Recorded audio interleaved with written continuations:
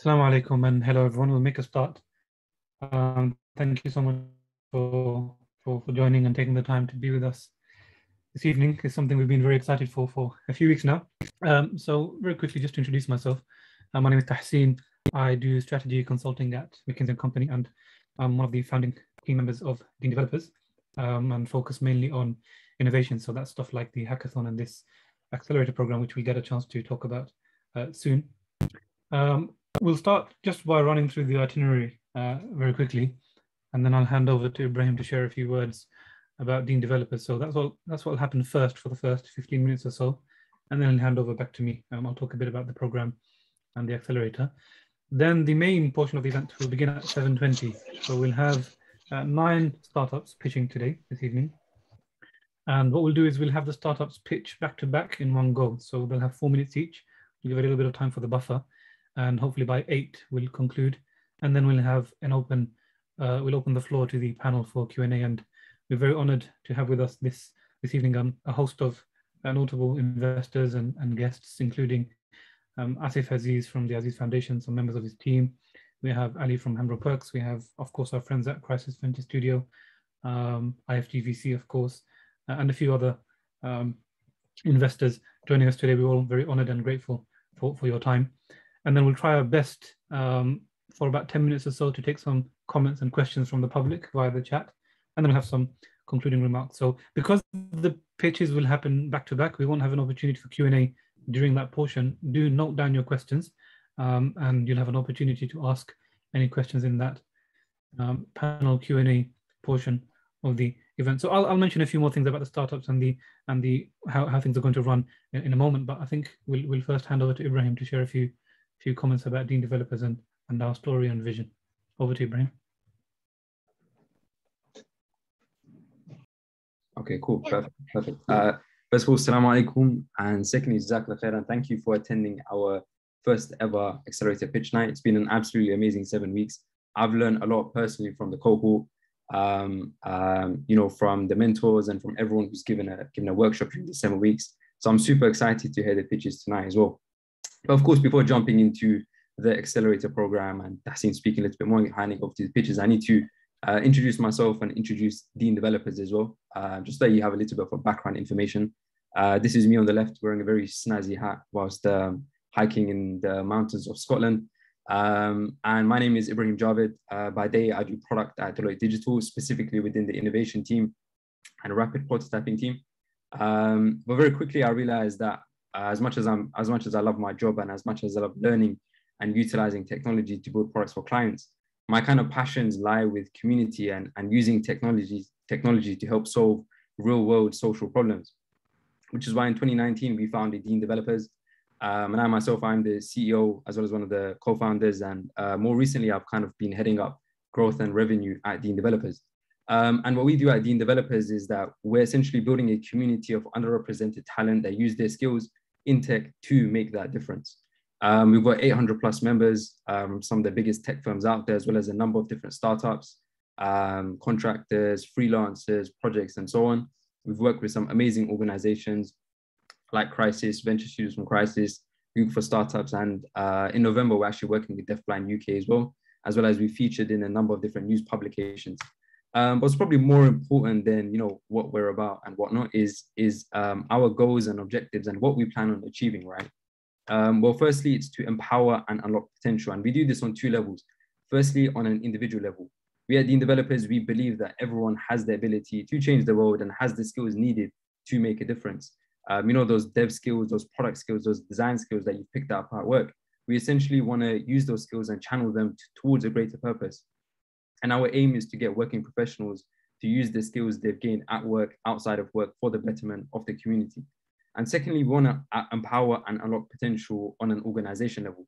There's some amazing startups and tech for good projects out there. And what we want to do is we want to leverage our skills, our talent, our network, and our resources to help take them to that next level, as you'll hopefully hear about more today later on. Secondly, we at Deen Developers, we understand that our society here in the UK and abroad is rife with problems. And what we want to do is we want to build a culture of doing, whereby we at Deen Developers, we're at the forefront of actively solving these problems by leveraging our talents and leveraging technology. And thirdly, we want to create that space for innovation. You know, I've mentioned talent numerous times on this call. There's some absolutely amazing talent out there, but what we realized was that there was no real space for innovation, for people to come together, share ideas, and actually build something in a collaborative manner. And essentially, we at Deen Developers, we're very much an outcome-driven organization. And it's probably equally as important as what our goals and objectives. It's around how we actually plan on achieving them and what are we doing currently.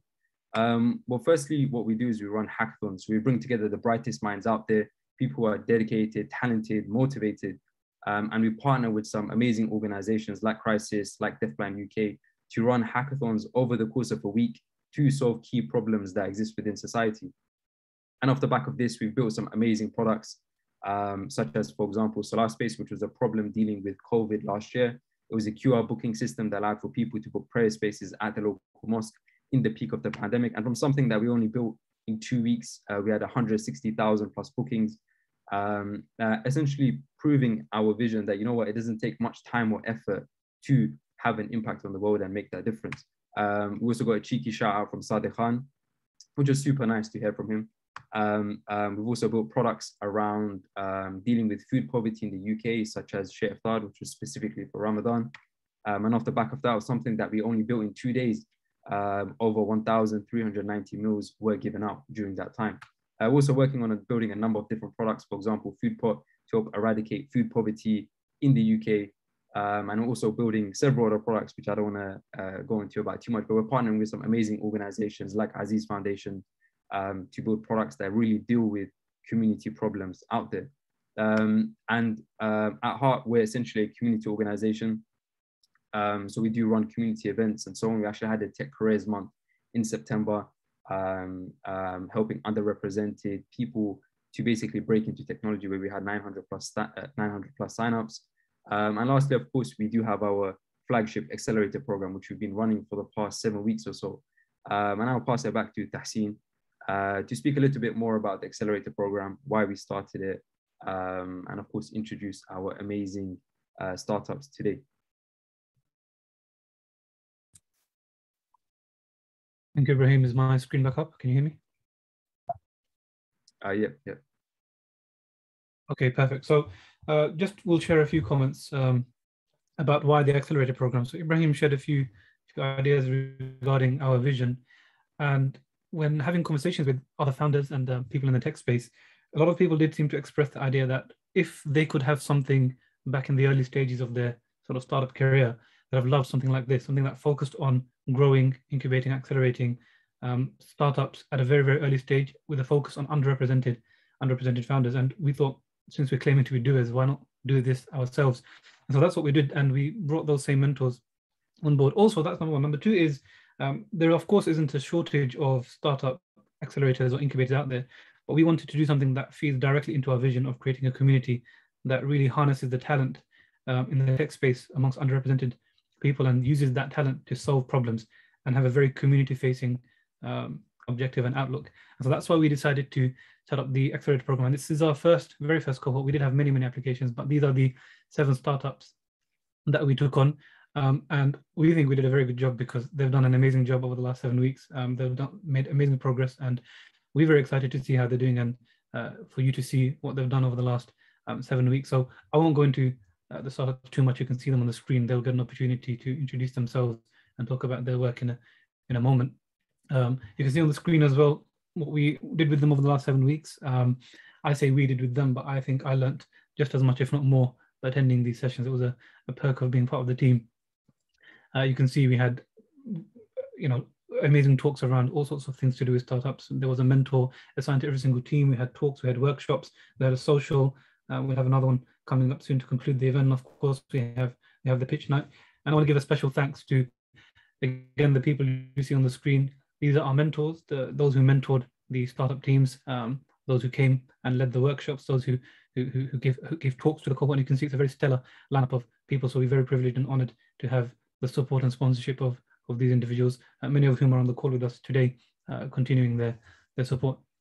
Of course, we also need to particularly thank Crisis and Venture Studio from Crisis. Again, our friends they're here today. We have Ellie, Liz, Andrew, and others They've been instrumental from before the Accelerator, working with us on the hackathons and supporting one particular startup in this program, which you'll hear from as well today. So quick reminder of the itinerary. So I'll hand over now in a moment to the first startup to do the pitch. Reminder that they'll be doing them back to back in 4-minute slots. So every 4 minutes, we'll have the next startup. So if you do have any questions, just note them down. And as soon as we conclude the pitches, you'll have about 45 minutes. The panelists will have around 45 minutes to ask questions, have a back and forth with the startups. And then we'll try our best to give some time to the public as well. And then we'll have some concluding remarks. So here are the startups, and I'll hand over, unless Ibrahim, you want to add anything before we hand over to V5Me to kick it off?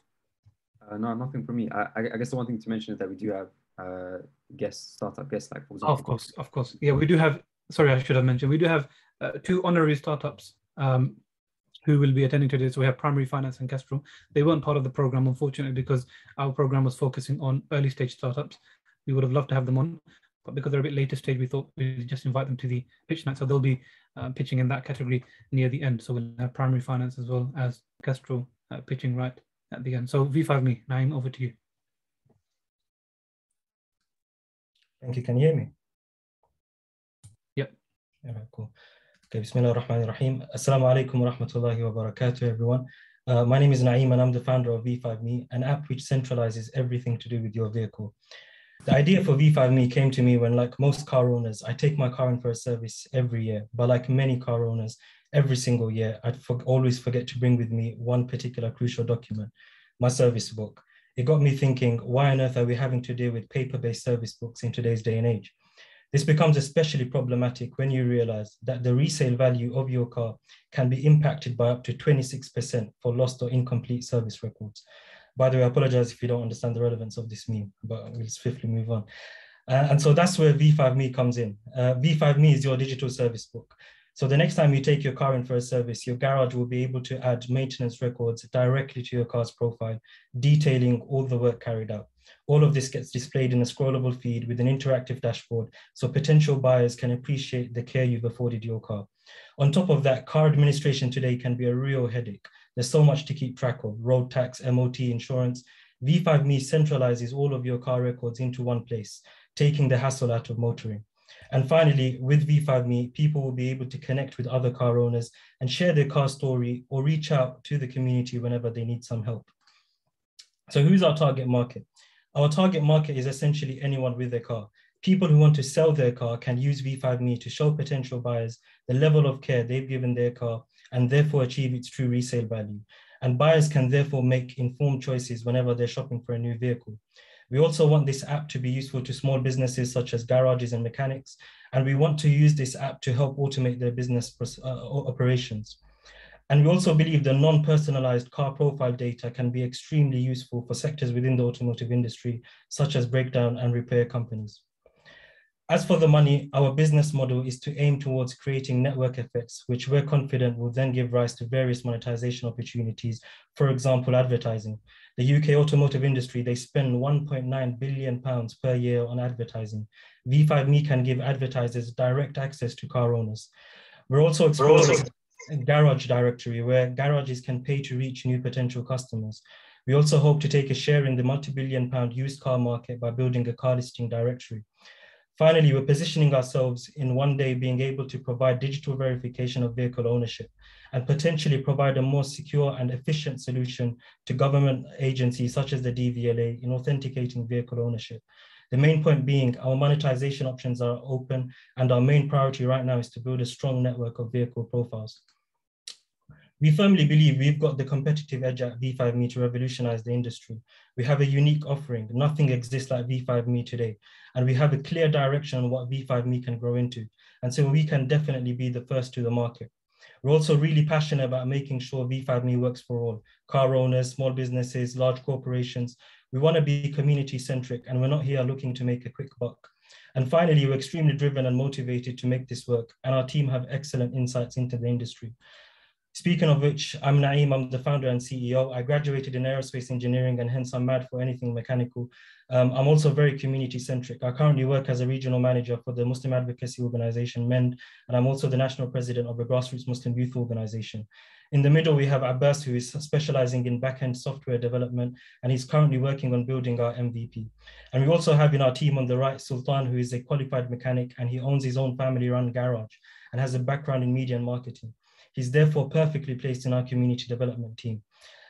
So thank you for listening to our pitch, and I'm looking forward to any questions you may have. And if you want to connect, feel free to email me, naeem@v5me.co.uk. Thank you very much. Assalamu alaikum.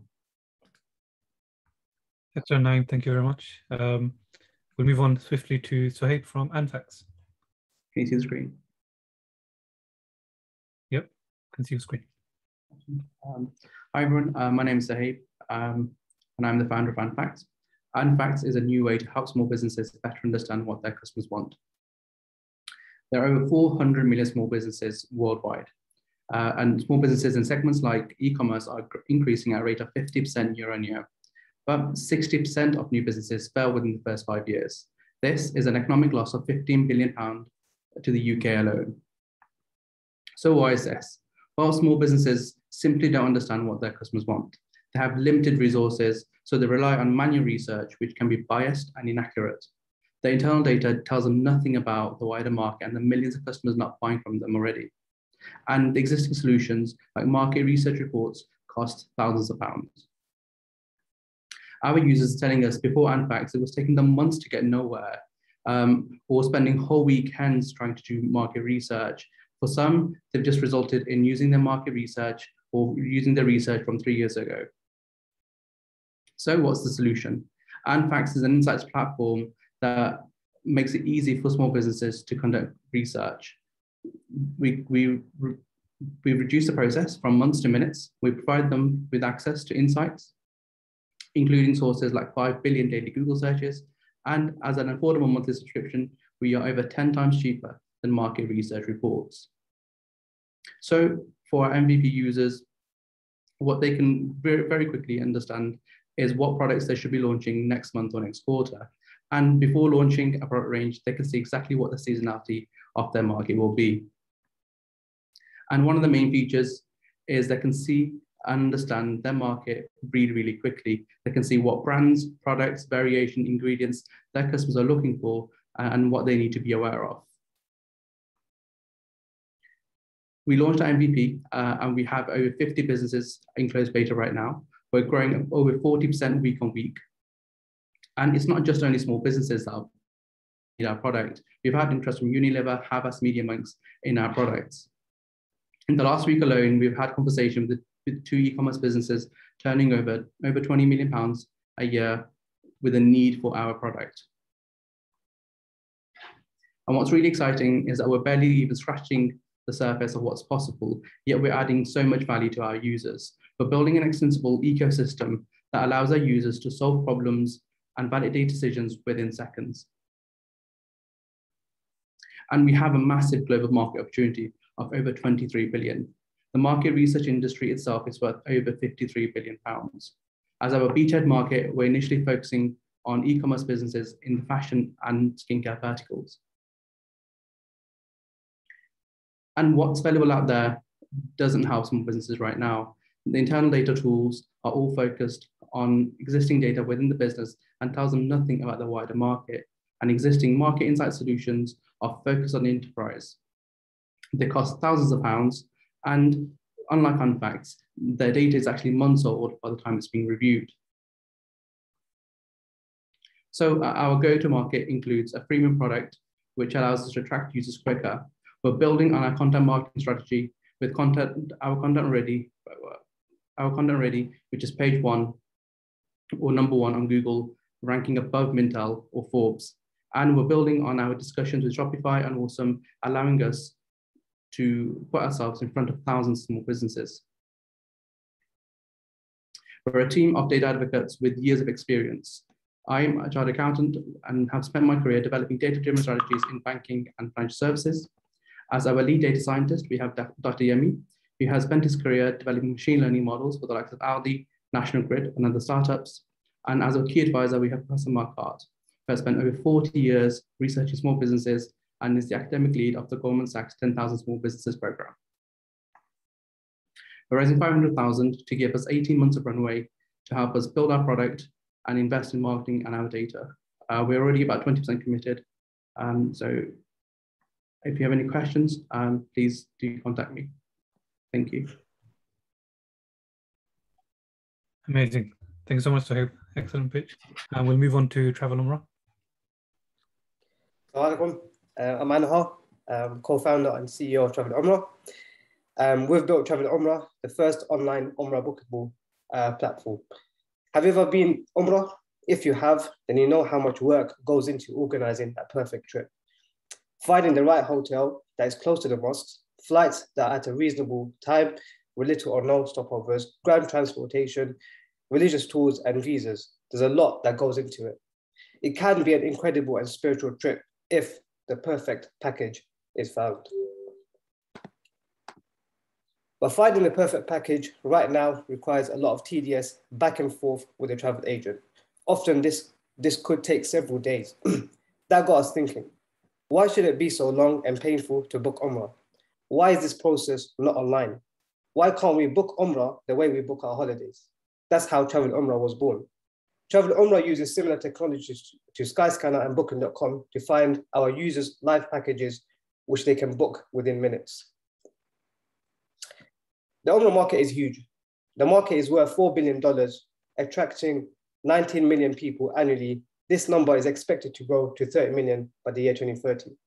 Just from the UK alone, 100,000 programs embark on this journey, worth 160 million pounds, and yet no online solution exists. I've already mentioned some of the problems earlier, so just to summarize, there are no options online for booking your Umrah, and it's tedious and time-consuming task. Other problems exist within the industry, such as lack of transparency in the industry, as there's too many middlemen. There's also a lot of fraud and misuse of trust. So what's the solution? An online Umrah platform that generates packages within seconds based on our users' preferences. They can now see live prices and availability and book within minutes. A process that would have taken several days now takes only a few minutes and can be done in the comfort of your own home. How does Travel Umrah work? Users land on our page, they enter the departure airport, the dates that they want to travel, the number of nights they want to stay in each holy city, and who they want to travel with. They then simply hit search, and within seconds, they are shown live packages, including hotel and flight information, as well as other travel components. The TU search is smart. It mimics what a real travel agent would do manually. It takes the user's preferences and generates packages that have hotels closest to the mosque and the best flights with little or no stopovers. So you might be asking yourself, why now? Under the new Saudi Vision 2030, things are going digital. They also want to expand the capacity to 30 million by the year 2030. The new e-visa system allow pilgrims to obtain the visas within a few minutes as opposed to the previous 2-week wait. There's an increasing number of Muslim millennials. They don't want to deal with high street travel agents anymore. They have this do-it-yourself attitude and they want instant prices. Trends in the travel industry in general show that 79% of all bookings are currently made online. We believe that this trend should also be reflected within the Umrah industry. Here's a picture of the team. We hope you are excited as we are about Travel Umrah and about our launch. Keep tuned, and if you have any questions, feel free to reach out. Perfect, Jazakallah khairan. So we'll move on to Truebills. Mohammed from Truebills. Assalamu alaikum. My name is Mohammed Suleiman, and I am the CEO and co-founder of Truebills, Islamic Wills Made Easy. On qualifying as solicitor, I was fortunate to spend about 2 years in Syria, where I studied some of the Islamic sciences. And one particular subject really hit home to me, and that was the Islamic law of inheritance. When I came back from Syria to the UK, I set up Sharia Wills Limited, and over the next decade gained a huge insight into the lack of knowledge, awareness, and even apathy that Muslims have for Islamic inheritance and wills. The problems of inheritance and wills applies to non-Muslims as well as Muslims, but for Muslims, the stakes are higher. And so the problem are unnecessary legal fees, the will is distributed against Islamic guidance. There can be delays in the inheritance being distributed. There can be breakups within families, and also guardianship issues if you have children. So getting together my co-founders who have a background in marketing and product design, we came up on a solution to encourage more Muslims to write wills, and that's how True Wills was born. Essentially, we've digitized the Islamic will creation process with a platform that will allow users to easily fill in an online questionnaire that will generate an Islamic will conforming to English law in under 20 minutes. But what makes us different, you say? It's all in the technology, which makes our platform stand out amongst our small number of competitors. Our product is accessible at any time and from any device. It saves your progress and has handy hints along the way. Once the data has been inputted, you will generate a sample will, and upon payment, the will is checked by our lawyer, downloaded as a PDF, and then you can sign it and witness it. You can log in at any time and make changes to your will, which are then checked by our lawyer. But let's talk numbers. Year on year, the number of Muslims is growing fast, and a recent report by Muslim Census reported that there were over 3.3 Muslims currently living in the UK. So by using Facebook ad tools alone, we've identified at least 650,000 potential customers online over the age of 30, and a potential revenue stream, therefore, of 63 million if the fee is £98 per will. So what do we offer? Right now, we're concentrating on our online will service for estates up to £325,000. But for those who may struggle with technology, we also offer the same service, but over the phone. For changes to your will for the first year, there's no charge, but then there's a £20 subscription for any changes that you wish to make after the first year, unlimited number of changes. If we hit only 2% of potential users, we estimate 1.2 million revenue in the next 2 years. So what are we trying to do? We're trying to look to be a one-stop online service provider for end-of-life services which affect Muslims. What we're doing at the moment with online Islamic wills is just the beginning of this journey. Currently, we're gaining traction from our webinars, bringing customers to our website. And with COVID restrictions now lifted, we attended our first event at the Halal Food Festival, and we're looking to work with more mosques to increase knowledge and our presence amongst the Muslim communities. Will writing isn't popular, but for Muslims, it is essential. And once the urgency is caught up with people, it will usher in a wave of tech-savvy Muslims wanting the ease and comfort of writing their will at home in a simple and affordable price. This is a relatively new model of writing wills, especially for Muslims. We do have competitors, but what we like to say is that our technology sets us apart from the current competition that's there. Also, the ease of access and affordability. It'd be wrong not to give a nod to some of our advisors who are instrumental in their moral support, as well as helping us get our template right. This is the beginning rather than the end of our journey with them. And our team is strong, not just with passion, but subject knowledge covering marketing and product technology, which has enabled us to develop our MVP to such a high standard. We've self-funded our MVP and are now seeking an investment of £75,000 for the next 18 months with a projected revenue of £145,000 if we hit our target of 1,500 wills over that period. And I'm over time, so thank you very much. And if you have any questions, we'll answer them at the end. All right. Hello, everyone. Thank you so much to the Deen developer team for having us all here tonight. Can you see my screen? Yep, we can. The Bloom Money screen, is that the one that you can see? It says Bloom Money on it. Yep. Okay, fabulous. Okay, my name is Nina Mohanty, and I am the CEO and co-founder of Bloom Money. I am one of millions of migrants living in the UK. And in the next 20 years, I will be one of over 100 million migrants living in the UK in Europe. That is more than the entire population of Germany. Bloom Money is building for this £26 billion opportunity by providing migrants with a financial platform to allow them to borrow and save money within their communities while building their credit scores. Many migrant communities currently engage in informal financial systems. These are carried out largely in cash and with pen and paper. Beyond saving money, they receive no additional benefits.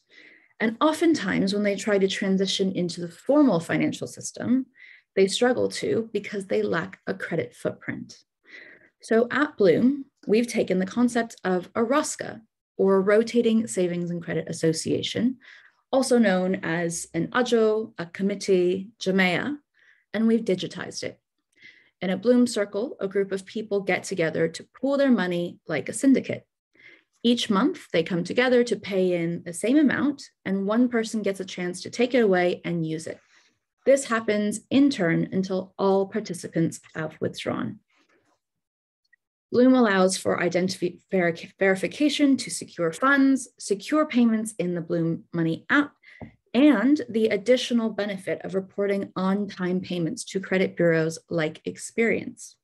We charge a monthly subscription fee for each circle that is split amongst the circle participants. So far, my co-founder Dan and I have launched an MVP to test the digital experience of these circles with 100% repayment rates. We've also been accepted onto the FCA's direct support program. Dan has over a decade of experience as a full stack and back-end engineer, and I have worked at fintech companies like MasterCard, Sterling Bank, Bud, and most recently Klarna. Dan and I are so excited to work together again, where we previously worked at the open banking platform Bud, but we're very excited to work together to bring Bloom to an often overlooked community. We are currently raising £500,000 with £180,000 already committed by angels. This £500,000 will be used to become fully regulated, to launch our alpha, and to grow Bloom Money's community. We look forward to speaking to you and answering any questions you may have. You can reach me at nina@bloommoney.co, and I'd be happy to share our wider investment deck there. Thank you so much. Thank you so much, Nina. Excellent. Sorry, Mohammed, I think I was muted earlier when I was congratulating you on your pitch. So excellent work, yes, Mohammed and Nina. So we have had some feedback, so thank you. For next time, we'll keep this in mind. It does feel a bit quick when we're having them back to back. So just as a quick recap, so far we have had V5Me, the all-in-one app that gathers everything to do with your car. We have andfacts, so hey from andfacts, the insights platform, Travel Umrah, where you can book Umrah online, True Wills, an online wills platform, and Blue Money from Nina just now. So if you can, keep note of your questions. So when we have the open platform for Q&A, you can ask those questions there, but we will just get through the remaining pitches over the next 20 minutes or so. So up next is Mohammed from Nearby. Hi everyone, I'm Mohammed, the founder of Nearby, an app that facilitates the renting of a neighbour's electric car charger. It's quite clear that in the UK we're sort of gravitating towards electric only, with ongoing government subsidies and the planned ban on petrol, diesel, and even hybrid cars. And we also have automakers prioritizing EV in as little as 3 years. And with these catalysts acting as catalysts, it comes as no surprise that the adoption of EV is up 230% just in the last 2 years.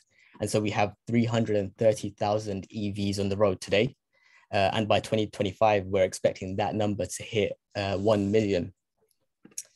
But what's most interesting in that growth for me, and where the problem lies, is that 90% of EV adoption is actually from those who have a home charger. And 2/3 of those owners would not have considered their EV had they not had their home charger. And that currently leaves 30,000 owners predominantly relying on public chargers. And that's estimated to grow to 125,000 by 2025. However, the problem isn't only with EV owners without a charger. It's actually the 6.5 million car owners not considering an EV as their next car because they can't charge at home and fast chargers aren't available at their usual places of commute. That means the current 26,000 public chargers aren't actually helping in the uptake of EV, especially amongst the 35% of households in the UK that live in flats or terraced houses. And so quite naturally, I asked the question of what if we could tap into 300,000 and growing chargers that are unused for the most part of the week. That's 11 times the current existing infrastructure and would require no strenuous work to infrastructure. And that's exactly the opportunity that Nearby bridges for the sharing economy. It's an app that's similar to the likes of Airbnb, Turo, and Just Park, a marketplace of nearby home chargers. Hosts are able to list their home charger, price as they see fit, and manage the bookings. This gives them the benefit of passive and recurring income from when their charger is unused, but yet sought after. And on the other hand, we have guests who can find local chargers, book to use and pay for the usage of that charger, giving them much more dependable options, a guaranteed space for when they do turn up, and a maintained working device. And most importantly, it offers the closest experience to home charging. As it stands, Nearby is pre-launch and not seeking investment at this current time. There is an imminent launch planned, firstly with a web app to start onboarding hosts. We have just under 40 committed, all through personal engagements, and the intention is to acquire 100 hosts before rolling out the iOS and Android app, both of which are ready. And just to come to a close, I'm actually the sole founder and builder of Nearby. I most recently spent my time at Oracle before working on Nearby, and before that on Infinity as a performance marketer. And with that, have a good grasp of the presence needed in a car buyer's journey and how to effectively scale through performance channels. I previously co-founded Muslim Census, a research and polling nonprofit, which has fast become a conversation leader in its space. And I've also built Pressers as a side project, which is a web maintenance service, which is largely automated and relatively profitable. I'd be happy to take any questions during Q&A, or I can be reached over email, and that's Mohammed@withnearby. And with that, I'll hand back to Deen Devs. Thank you for your time. Perfect. Jazakallah khair, Mohammed. Excellent. Next we have, just checking the list, we have Givt. And just a quick reminder as well, attendees, from those of you who joined via Eventbrite, there is a Q&A option, so you might not find an option to comment on the comment section. But if you look around your panel, you'll find a button for Q&A. You can ask your questions and comments there, and we'll keep an eye on those for the Q&A section. Over to you, Givt.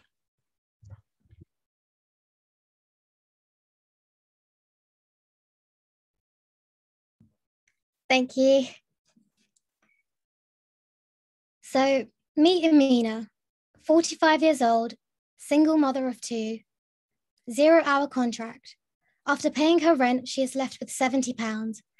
Winter is approaching and she needs to provide warm clothing to her children. Next month, she needs to make the decision between being behind on her rent for the second time. Amina knows of a local charity which collects unused goods and clothing items from the local community. For so long, charities and local community groups have been serving the community, helping those most vulnerable. She's able to get what she needs from this charity. We need to get to a place where we can better support local groups and charities to receive the things they need to better support people like Amina.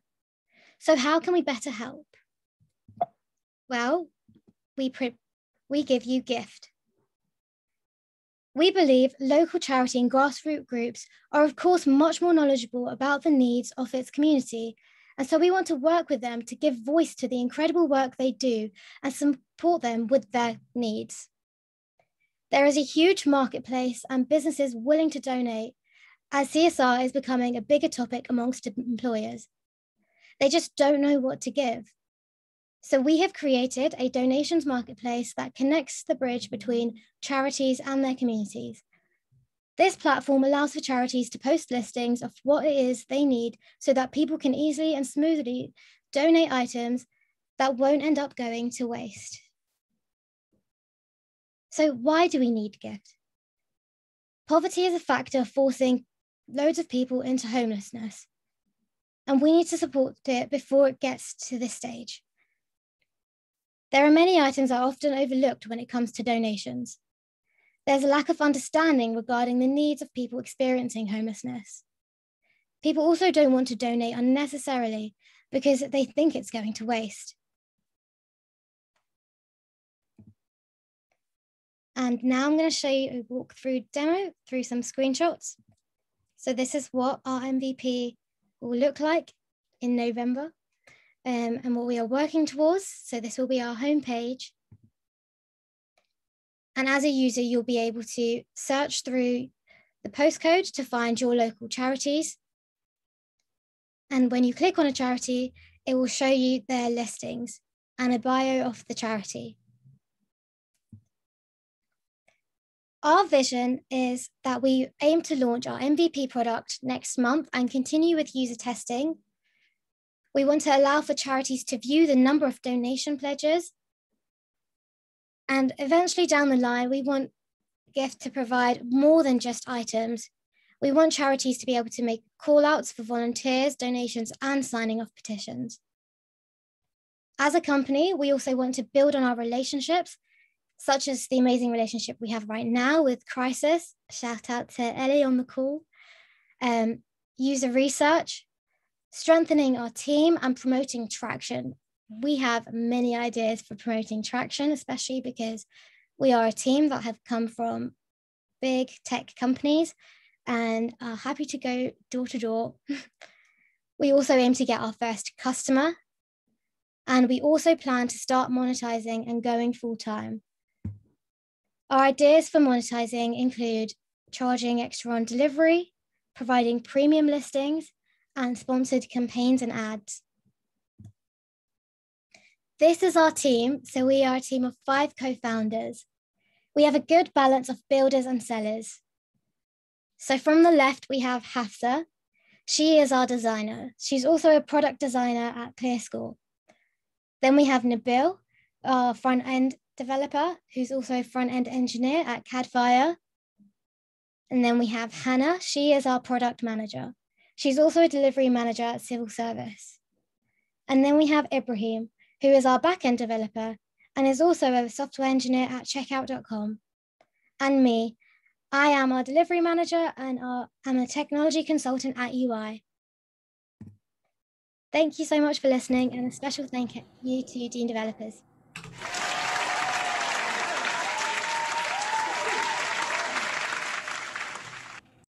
Thank you so much, Lavina. Okay, I think that's the solution to our clapping problem for next time. We can just have a soundtrack. That'll do the job. So those were the 7 startups on the actual cohort, the Deen developers first Accelerator program cohort. The remaining 2 pitches will come from honorary startups who we invited, who we didn't get to include on the program itself because they're a bit later stage. So sorry to Arif to put you on the spot slightly. Just also sorry, is Primary Finance here? We have Raza from Primary Finance next. Although I think he might have been struggling to join. If not, Arif, you can take the screen if you like from Kestrl. Okay, perfect. 1 second and I will share my screen. Yeah, sorry. I know it's a... No worries. Let me know if you can see this.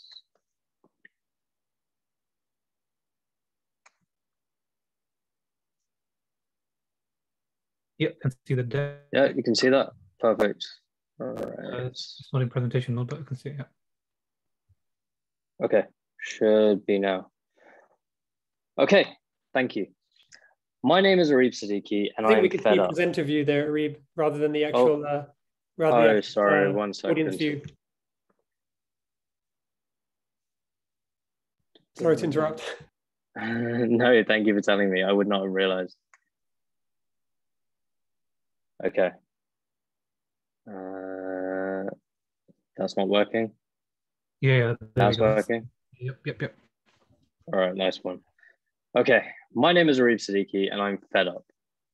I'm fed up of knowing exactly what I want in life, but having no idea how I'm going to get there, when I'll be able to do those things, and where to turn to for help. The problem is that I am a Muslim, which means that I require a specific kind of financial services that avoids interest and other activities deemed to be unethical. So things that others may take for granted, like a mortgage or a savings account, are things inaccessible to myself and over 3 million other people in the UK who subscribe to be Muslim. So this is where we come in. And it was out of this frustration that Kestrl was born. An app that helps Muslims who want to grow their wealth without compromising on their beliefs. And we do this by answering each of those 3 questions.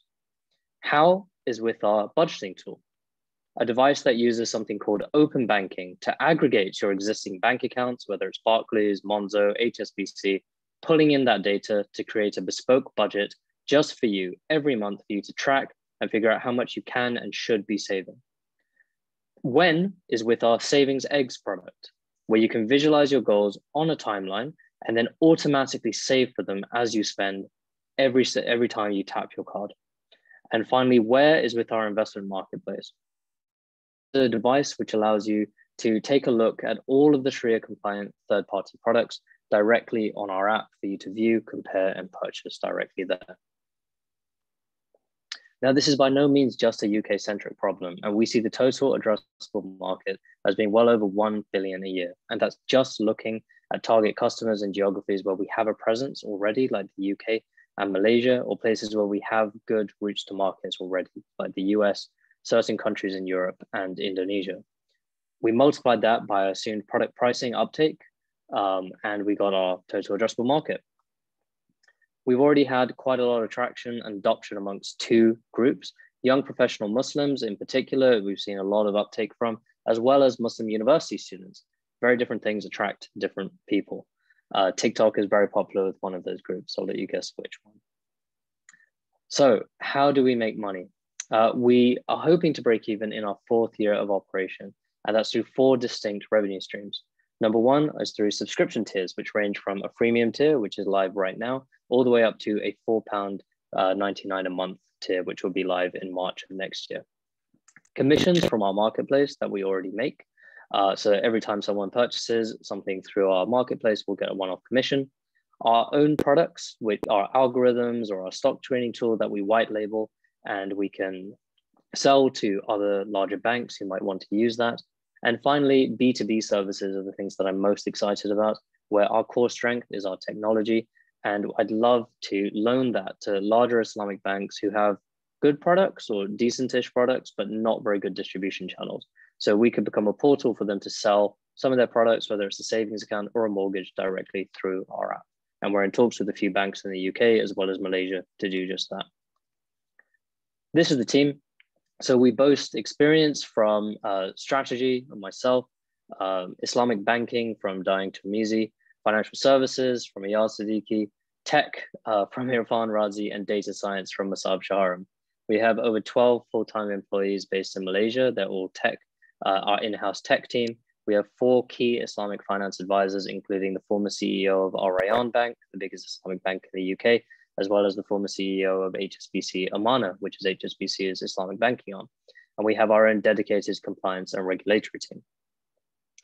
Now, there's many people out there who are considering this, but we really think that we differentiate ourselves on 2 main factors. Number 1 is offering a superior user experience by virtue of having our own in-house tech team. And we spent months and months working with over 1,500 users in our beta pool to actually develop that UX and make sure that we were the absolute best out there. Secondly, perhaps more important, is our customer data. We find out much more about our customers than any of our competitors. And the reason for that is that we use open banking. It doesn't matter whether you're using a Kestrl debit card or our savings provider, we still understand who you are as long as you plug in your bank. And that allows us to build a much more personalized experience for our user. Data won't be used for anything else other than to give a much better experience for our users. This is our traction so far. So very quickly, we have over 3,000 active users today since we launched in April of this year, over 1 million transactions processed on the app, £2 million in accounts connected, and we've been revenue generating since July. In terms of our product, we launched our budgeting tool in April. In June, we launched our marketplace. We hit the top 100 finance apps on the App Store, and we're on the brink of launching our savings tools as well. So we're looking to raise a new round of about 1.5 million, and that funding will largely be used to acquire users, to generate revenue, and launch a bunch of new products, including specifically a stock screening tool, which is about to come out, our eggs products in November, a debit card next year, then expanding internationally. Thank you very much for your time. If you'd like to get in touch, please drop us an email here, or in fact, just download the app on the App Store or Google Play today. Thank you. Perfect. Thank you so much, Arif. Really appreciate your time. So that concludes all the pitches for tonight. We're doing very well for time, which always makes me panic a little bit because we're more used to going over time. So we'll open the floor now for any questions from the panelists. In fact, founders can ask questions to other founders. We have mentors here who can ask questions. We have guests. Attendees from the public, you have the opportunity to ask by the Q&A function. Taseen, sorry. Assalamualaikum. I think I joined a bit late. Is there still time to present? Yes, of course. So we do, of course, have time. We have the last 5 minutes for you. So we'll go ahead and hand over the floor to you for primary finance. Jazakumullah khair. Assalamu alaikum, everybody. I'm just going to share my screen, inshallah. Right, can everybody see my screen? Yes, we can. Yep. Okay, assalamu alaikum. My name's Razaullah. I'm CEO and founder of Primary Finance. So we're currently raising a pre-Series A funding round. We're looking for about £2 million of capital. We're offering 13% equity in the business. So who are we? In a nutshell, we provide a debt-free, completely halal Islamic mortgage alternative. So we've created a product from the ground up that enables customers to buy their homes without ever being in debt. So the way to think about it is, imagine if you could buy your home, pay similar to what you'd pay elsewhere, but without ever being in debt. Would you go for it? And the truth is that this is a product that appeals to everybody, whether Muslim or not. So although we've based it on the principles of Islamic finance and made it a completely Sharia-based product, this is really a very much mass market product that appeals to anybody from every background. So far to date, this slide's actually very slightly out of date now as of yesterday. So we have raised around £8.5 million now. We financed 22 homes to date. We've got a waiting list of just under 3,000 people now. The way we raise capital is through our halal investment opportunity that we offer to everyday savers. So what we do is we encourage people, rather than leaving money sitting in a bank account idle, you can invest it with us. You can use it to help people buy their homes free from debt, free from riba, and you can make a halal return on it as well. We're currently a team size of about 10, and as a result of this funding round, we want to increase that team size to at least double, potentially slightly more than double, inshallah.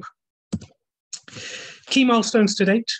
So we, starting from the bottom there, we've gone through the FCA regulatory process. We spent a good 2 years with the FCA, and the conclusion of that process was that because our product does not involve any debt creation or lending, we actually don't fall within the scope of financial services regulation. So alhamdulillah, we've got the best of both worlds, where the FCA has fully reviewed and vetted our process, our products, but actually we don't fall within the scope of regulation. And so the FCA actually has a goodwill gesture because they saw what we're doing and they backed it, and they see the benefits of what we're doing.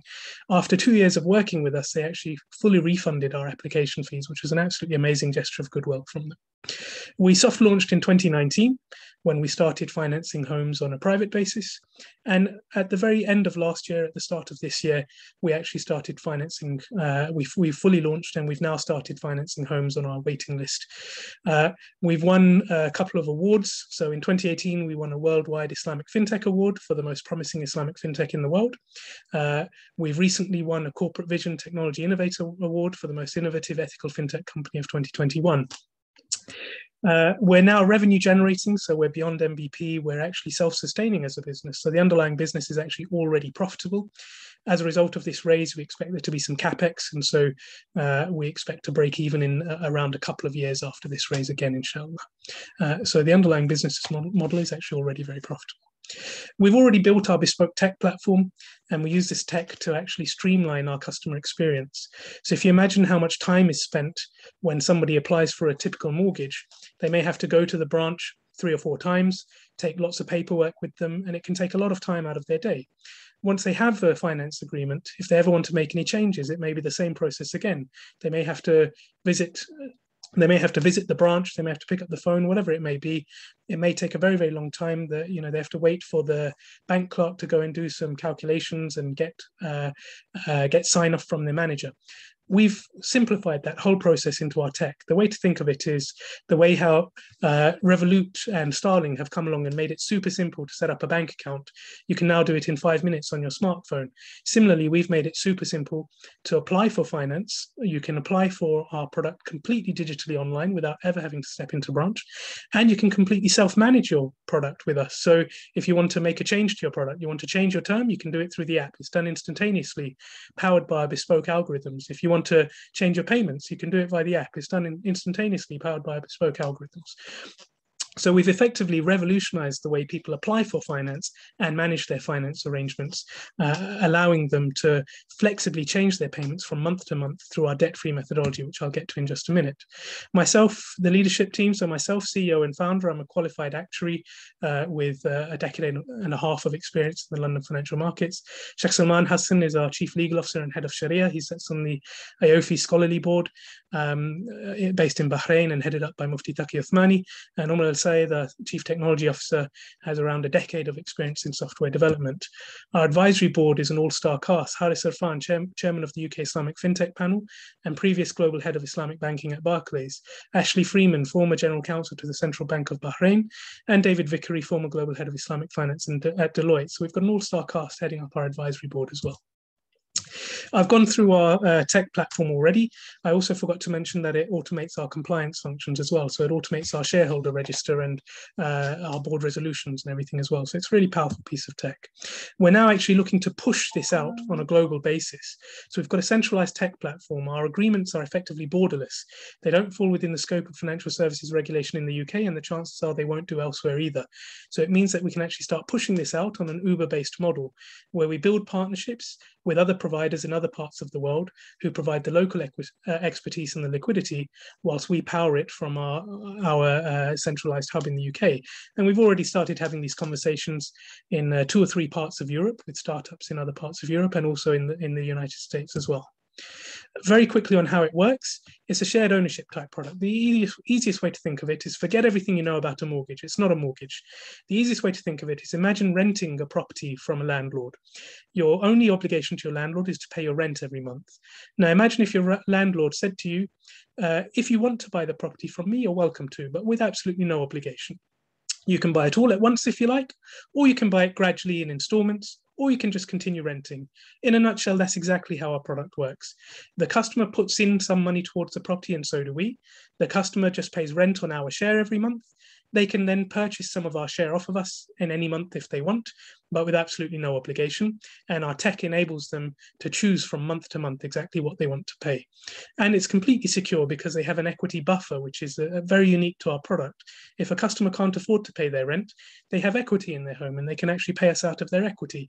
And that gives unparalleled security to our home buyers because rather than the 2-month payment holiday that a bank might give them, an average customer of ours who only had 10% equity buffer, if they lost their job on day one, that 10% equity buffer would see them through on average 2 to 4 years of that's 2 to 4 years to find another job, start making payments again and start earning equity again. So it gives unparalleled security to our customers as well. Sorry to butt in, but just wary of time. I've gone over the 4 minutes if we can wrap up. Over the 4 minutes. Okay, I'll wrap up. Financial projections are looking very strong, inshallah. I've gone over the awards. So our vision, just to very quickly wrap up, is to completely transform the face of finance, starting with home finance and moving into other types of finance as well. This is a halal product that we've developed from scratch, primarily targeting the Muslim market, but then also expanding out very rapidly to the mass markets. And it's powered entirely by our tech, which puts control firmly in our customers' hands in a way that they can do effectively make payments and change their payments whenever they like, instantaneously without even having to speak to us. And we're now pushing this out across the board on a franchise basis, very similar to how Uber does. Thank you very much for your time. So sorry for having to butt in there. No problem. I'm sorry I overran. That's okay. Thank you so much.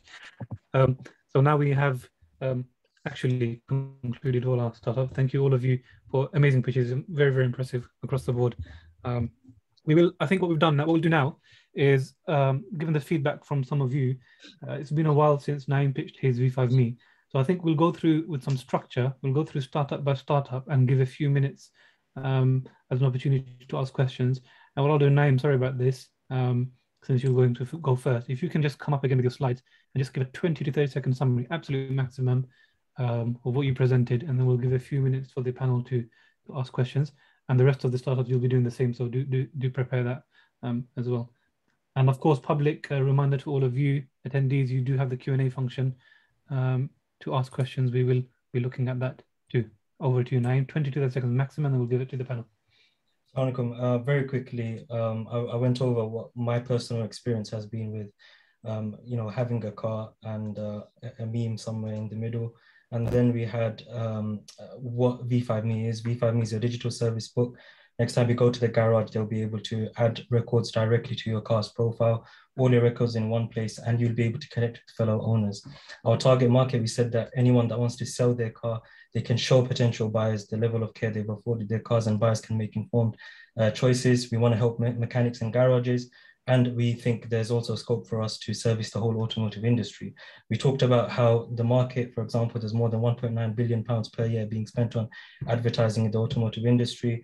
And we want to position ourselves in a way where we can take over digital verification of car ownership in the future and service government agencies such as the DVLA. We talked about our competitive edge, and we talked about our team and our insights into this whole industry. So I'll welcome your questions. You know, that was over 30 seconds, but we're leaning on you because that was, we put you on the spot. But the other startups, because you know you have that 30 seconds, please do try and keep within the 30 seconds. So questions, Akhtar, you have your hand up. Hand over to you if you have a question. I'm actually not on this one. I'll wait for the review. Okay, sure. Any questions for V5Me? Or comments or anything you'd like to share? I had a couple of questions. Go for it, Ibrahim. Yeah, I had a couple of questions. One is, I'd love to hear about the go-to-market strategy, because my sense is I think there's something here. I think it's an interesting product, but my sense is also that technically it might not be that difficult to do. So I'd be interested to see how you go to market, and also how do you resist against other competitors who will doubtless come to market.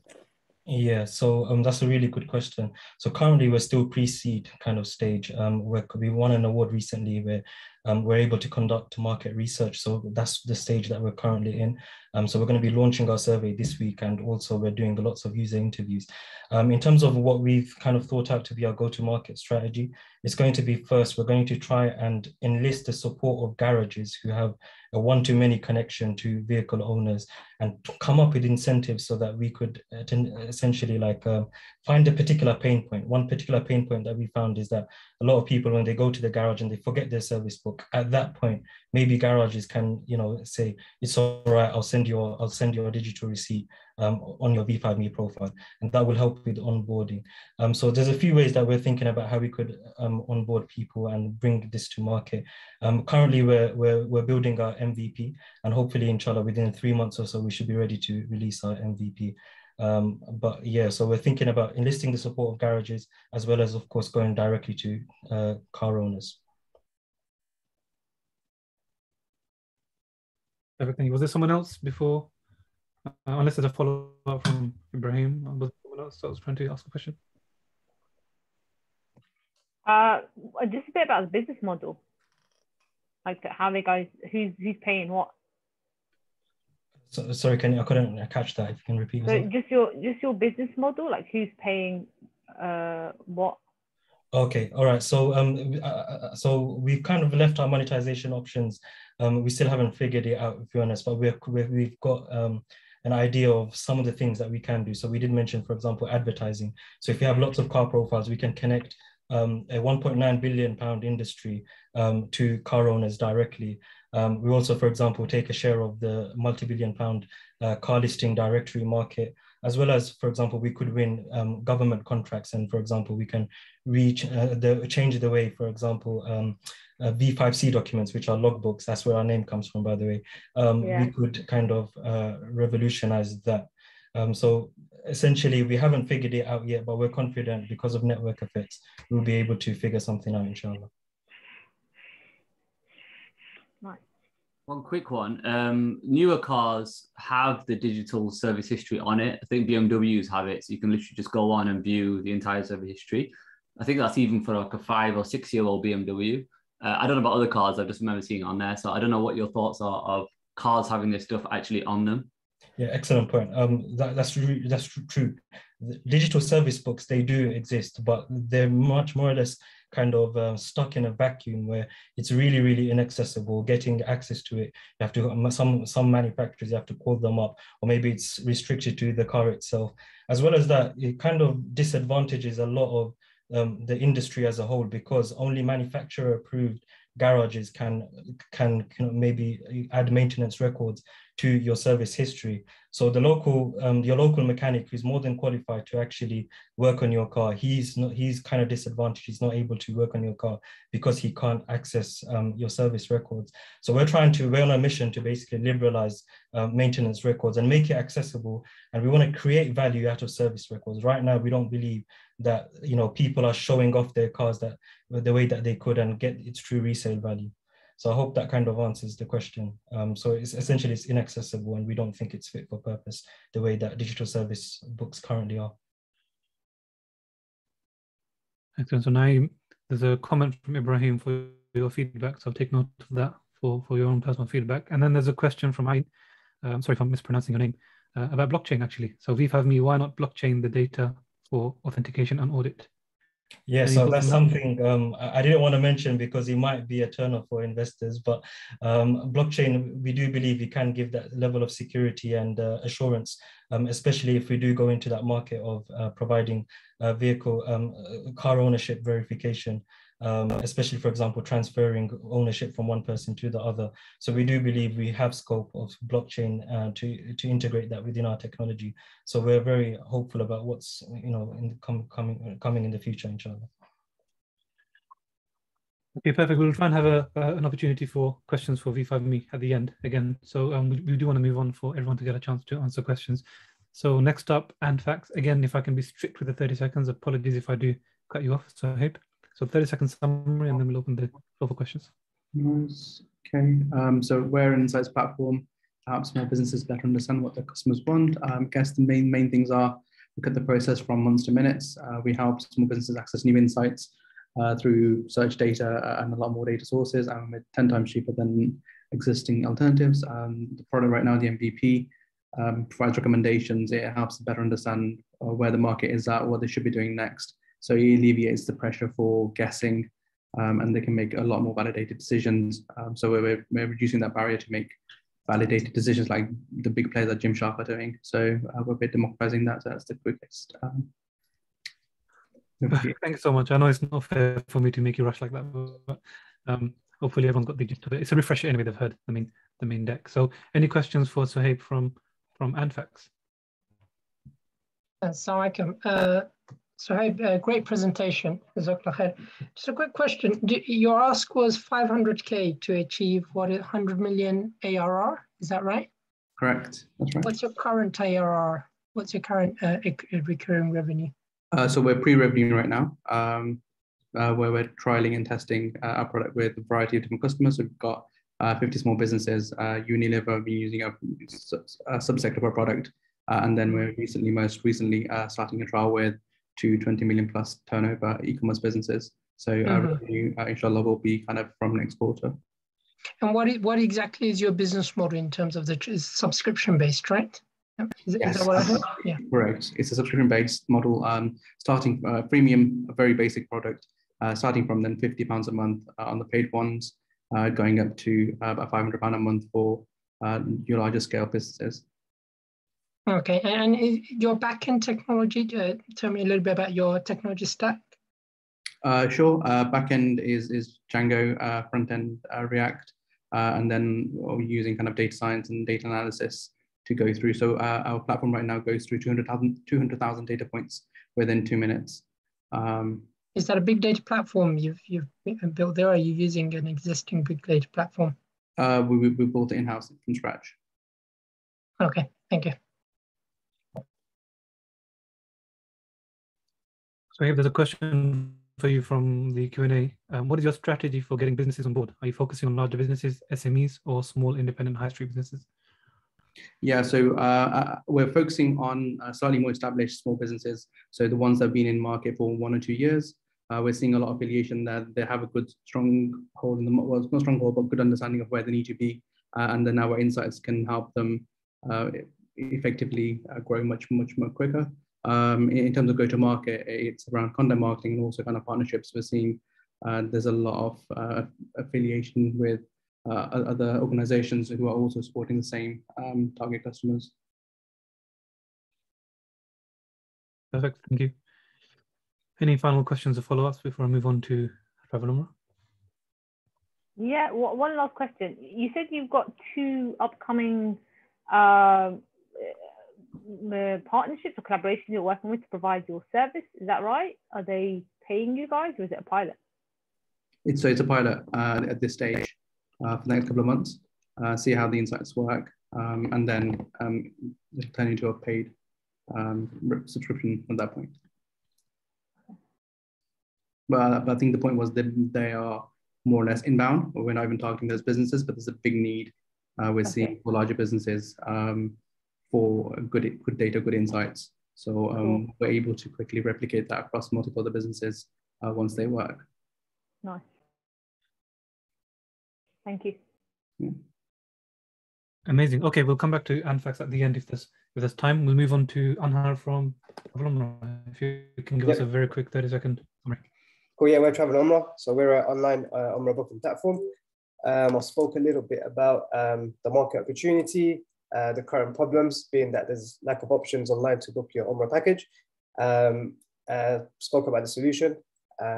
Spoke about a little bit about how our website works. And finally, why now, mainly being the new Saudi vision, millennials wanted to book online, and the trend in the current travel market. So I'll open it to questions now.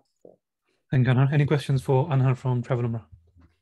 I had one question with something like this, because it's with Umrah, it's pretty standard. You know where you're going. All the other details are kind of irrelevant. Obviously, you know where you're going, the dates, the duration, etc. For me, if I was going to do this, my site or service would abstract away from the actual agencies. Your job is find the good agencies or the good people to work with, cut out the bad ones.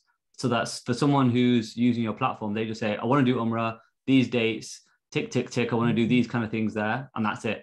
You know, you take that role of being the middleman. I don't think you should be a middleman for another middleman. I just see that as a little bit pointless. You're still exposed to the mess of current providers.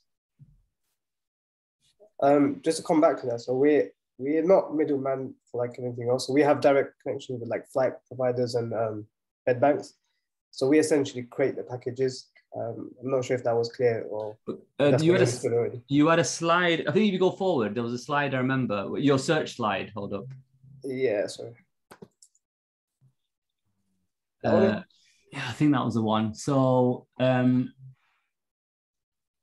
up, it's hard to see. So here, for me, within reason, okay, so you're saying you're picking your own hotel.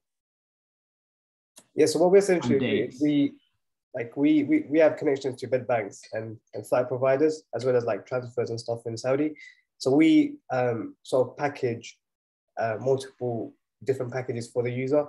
And it's similar to like going on booking.com and finding a hotel or a flight from Skyscanner. But we have the direct connection, so we just sort of create that package for the user. One final question, sorry. I wonder if with something like this, what you basically do is just group it up into like a high, medium, low price range, because most people won't have a clue, apart from the major hotels in Mecca, Medina, most people won't have a clue of some of the smaller ones, because you know, you're there to tick a box kind of thing. So I wonder if you just have high, medium, low in terms of price and you get what you get type of thing. Because all the other bits for me are just detail on it, personally. Yeah, as long as high, we'll definitely take that into consideration. Thank you, Sajjad. By the way, Shad, you've got a comment in from Zahid, who is suggesting you integrate with Muzmatch to offer Umrah honeymoon, so something for you to consider. There you go. Perfect honeymoon. All right, so Abdurrahman from the attendees, I'm going to allow you to talk so you can ask your question, inshallah. Assalamu alaikum, Abdurrahman.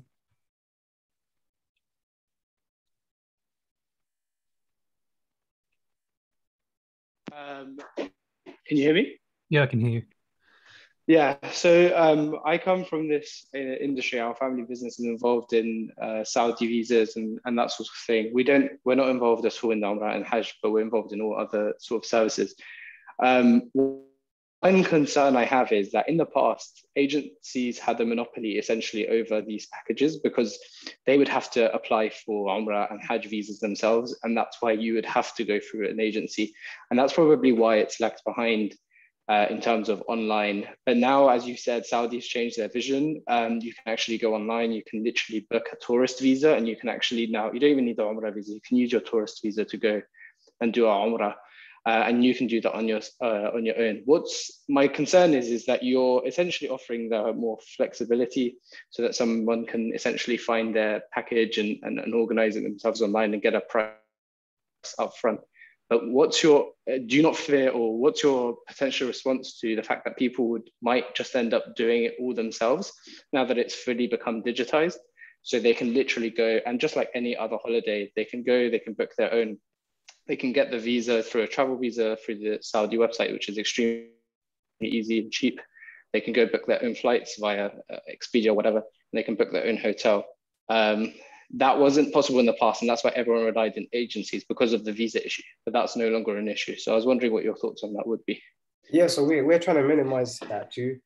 So like if you want to book your own Umrah package, it still like requires you to open like 1 million tabs. So we want to minimize that. So the packages that you do see, there's a lot of thought that's been put into it. So it basically combines that. So it saves you from sort of like opening different tabs, finding hotels in Mecca, finding hotels in Medina, and then finding your own sort of flights. We also, in the future, inshallah, we'll have like a price comparison sort of flag to show that the price that you see is better than anything that's on the market. So yeah, so it's to answer your question in short, we're trying to minimize you going out and finding your own hotels and flights and do it on our platform. We also will be launching with a new feature where you could sort of pick your own hotel, pick your own flights. So again, to minimize you going and opening multiple tabs, you could still do it on our platform. So we didn't advertise that today, but that's something that we'll be launching with, inshallah. Okay, so the focus is on convenience. No, that sounds good. I think just make sure that you guys push that when you're talking about it. Really, it's a package versus doing it yourself. For example, the AOTA coverage, if something happens, they get a full refund, all those things that you get with the package. Yeah, Jazakallah khair. We will need to move on. So again, we will come back. We'll have some open time for questions to any of the startups. So if you have some more for Travel Umrah, there will be an opportunity, inshallah, at the end. So next, Truebills. Mohammed, if you can give us a very quick summary.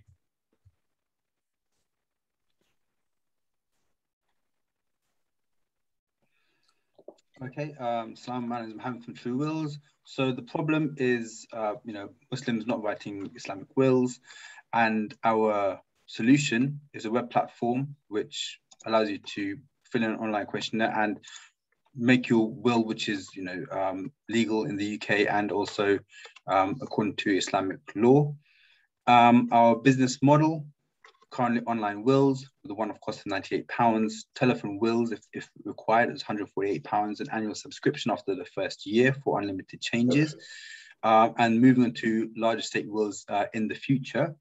And our if you like, target 13,000 wills, £98 a will, 1.2 million revenue over the next few years, inshallah. And yeah, that's sort of where we're at. When you said "and," I thought I might have to cut you off. That's any questions for Mohammed from Truebills? Yeah, I got a question. If that's okay. Mm-hmm. What's your demographic? You said that there is. You just gave the number in terms of the target audience, but who are they? Like, are they older people? Are they people? What makes someone from the Muslim community start to think about writing a will and then looking for will service providers at a competitive price?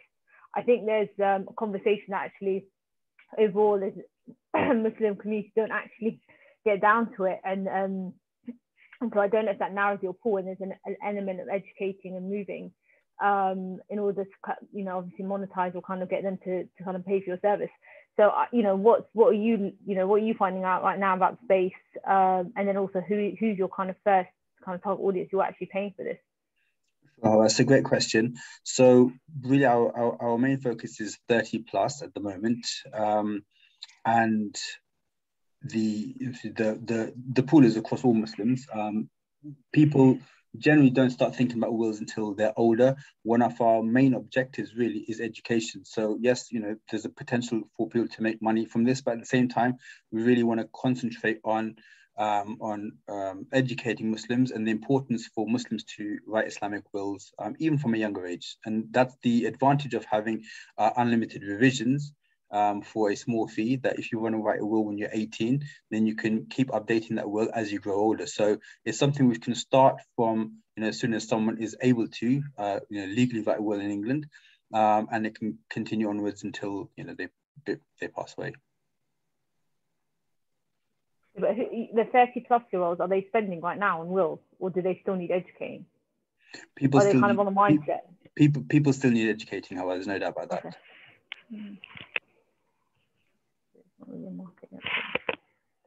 Okay. I got a few points, sorry.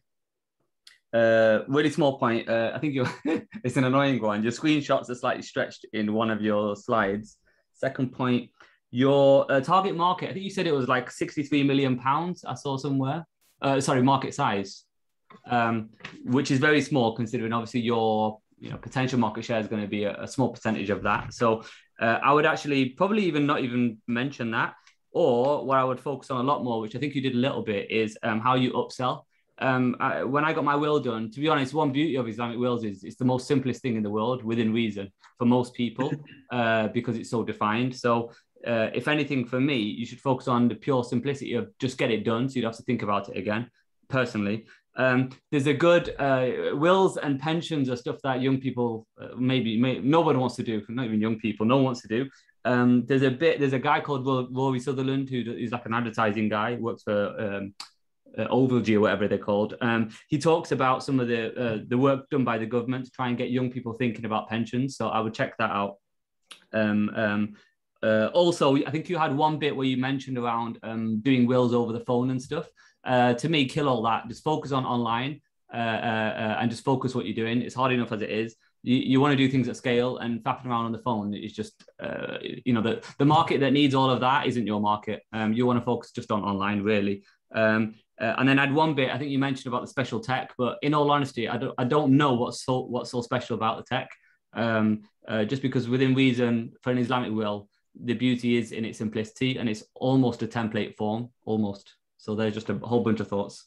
I appreciate that feedback, really do. Thank you.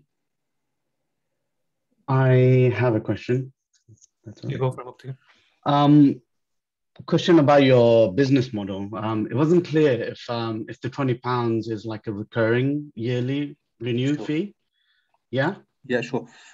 So the first year is free, and in the subsequent years it's a recurring fee of £20 per year. Okay. So in that case, it's a recurring kind of revenue, and I guess it would be good to understand your retention rate if you have that information. How many people renew every year? We haven't got that yet because we've only just launched our MVP. So I guess in my mind, there would be zero cost after someone signing up to a will, right?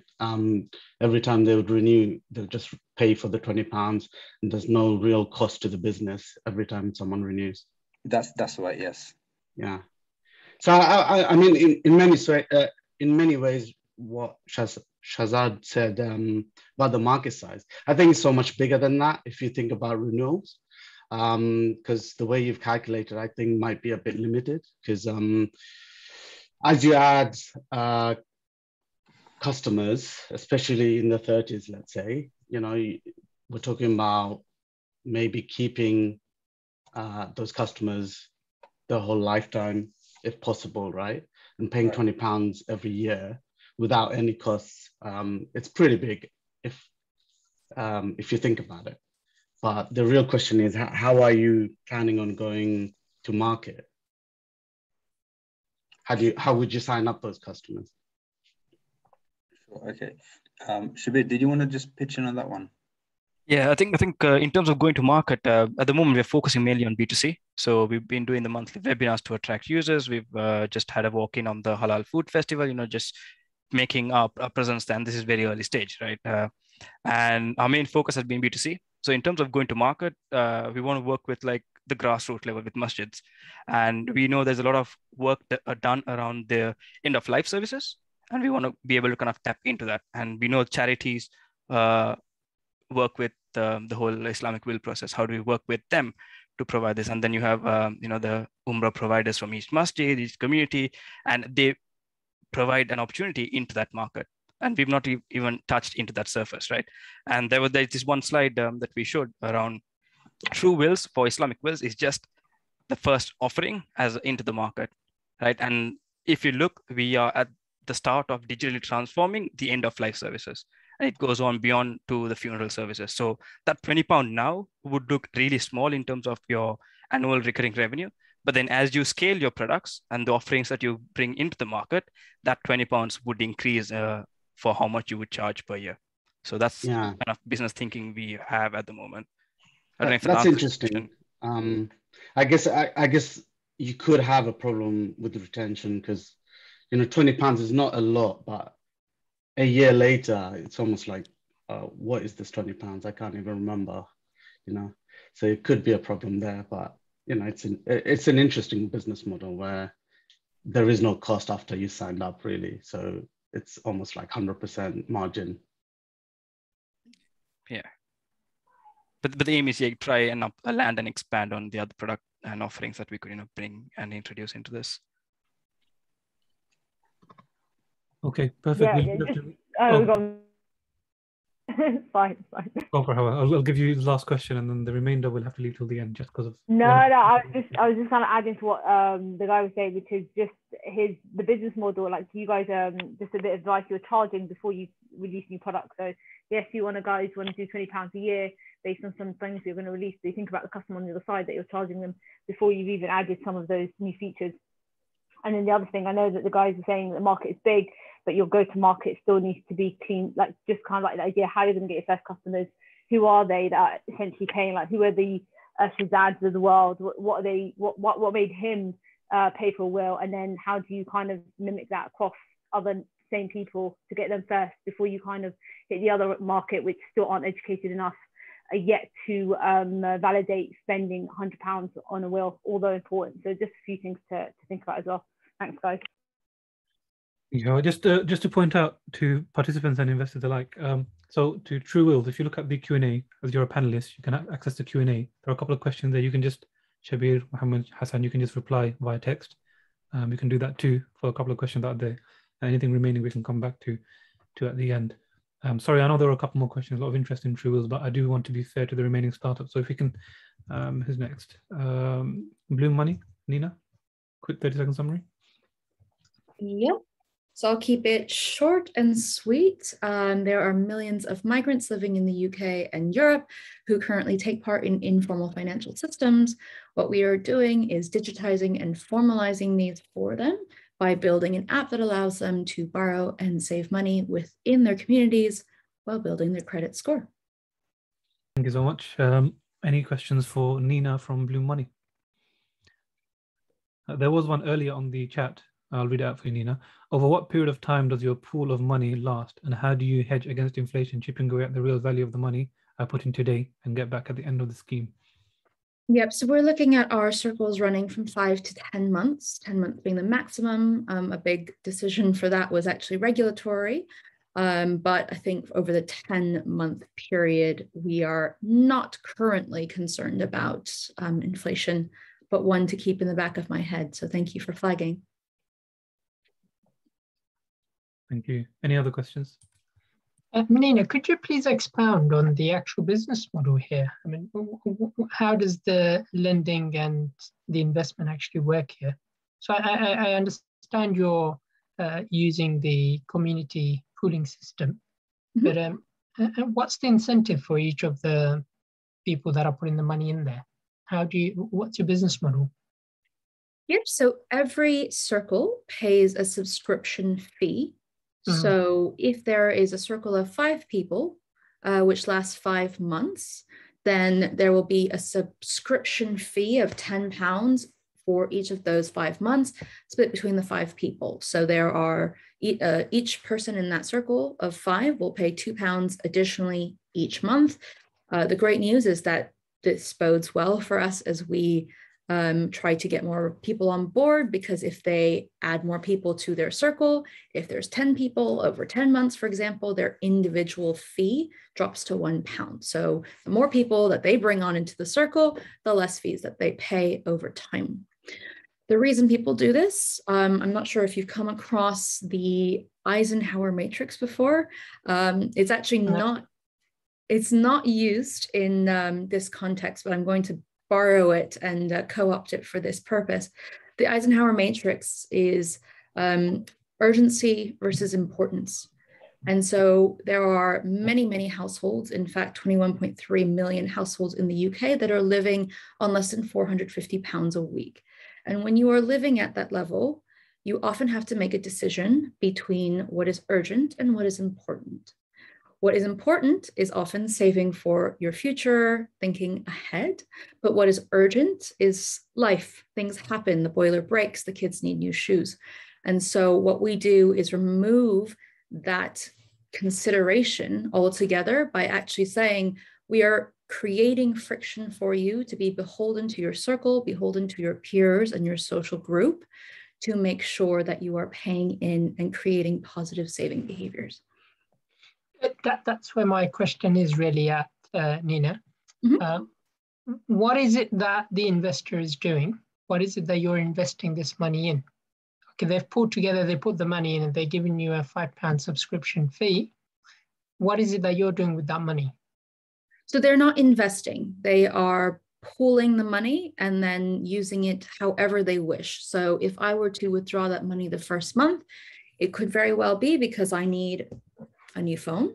It could be because I need that money to replace the boiler. It doesn't really matter, but someone else could just simply be saving. Perhaps someone is saving to book their Umrah.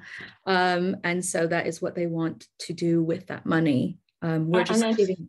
Is it like a revolver door kind of policy? I mean, I've seen these initiatives, community initiatives by people who do it physically. I've not seen it online, but how does the payout system work? You know, so and where is the money, apart from the initial amount people are putting in and then paying £5 to use your pooling service? Mm-hmm. What else are they getting out of that, and how are they getting the payouts? Is that like once in every so many number of months? Yep. So they would get that payout on a designated date. Currently, we're looking at private circles, so very much leaning on the way that things currently work in the informal financial system, where it is already between people who know each other. Let's say that, you know, they go to masjid together, or they, you know, meet for chai, whatever it may be. They already know each other, and so they are coming together. What we do is we provide an e-money account with a virtual escrow account. Happy to share more on our technical architecture, but that money comes through to us as an e-money distributor and is paid out directly into their bank account using faster payments and open banking. Thanks for explaining.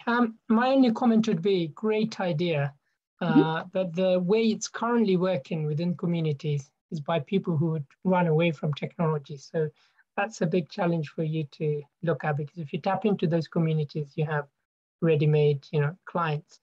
But I'm finding it hard to see, you know, how you would sustain this model. And I hope you do, because it's a great service. But sustainability will be a big one for you. Thank you so much for your feedback. No worries. Thank you. Ibrahim from IFT, did you have a question? Many thanks for your presentation. Just a couple of quick questions. The first is, what are you thinking about the future? Because my gut instinct is that, you know, the committee alone is probably not exciting enough to be a unicorn. And the second question was, how are you thinking about competition? Obviously, you've got existing people out there. I think StepLadder is probably the most prominent of them. But my suspicion is also that, you know, this is again quite potentially cookie cutter. So you know, not straightforward, but I think it can be replicated quite easily. How are you thinking about, you know, competition? Absolutely. So really great question. I will break it down first. This is definitely the starting point. We are definitely looking at this from a perspective of solving for the billion-dollar question of what is someone's true credit score. And this is a problem not just for migrants, but for many more people across the country. So what this allows us to do is get a better understanding of financial behavior to underwrite and to move into other financial products. As Ari pointed out with Kestrl, we are looking at demographics that have typically been underserved or overlooked by the current financial system. And so I hope that Bloom is a breath of fresh air for them, building products specifically for them, whether that is a marketplace of remittances or having True Wills, our friend over at True Wills, to give them different opportunities for end of life, but really taking the current financial paradigm and making it specific for this niche group.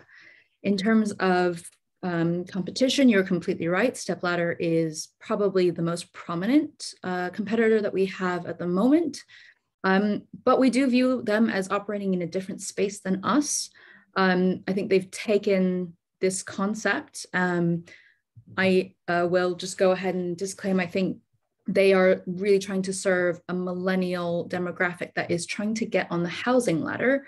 And we very much, view that as being perhaps a small overlapping pool, but different in approach. We're also looking at differentiating just through community building and the fact that the app will be built to be multilingual, because when we talk about financial literacy, it's not the finance part that's always the problem. Sometimes it's the literacy part and not being able to understand these complex words in English. So having these other options in other language will hopefully set us apart. Brilliant. Thank you very much. Amazing, Nina. Thank you so much. Muqtakim, I know you have a question. If I can ask you to defer it to, I just want to try and get through everyone before 9. And so if we do go over, that can be for the open questions.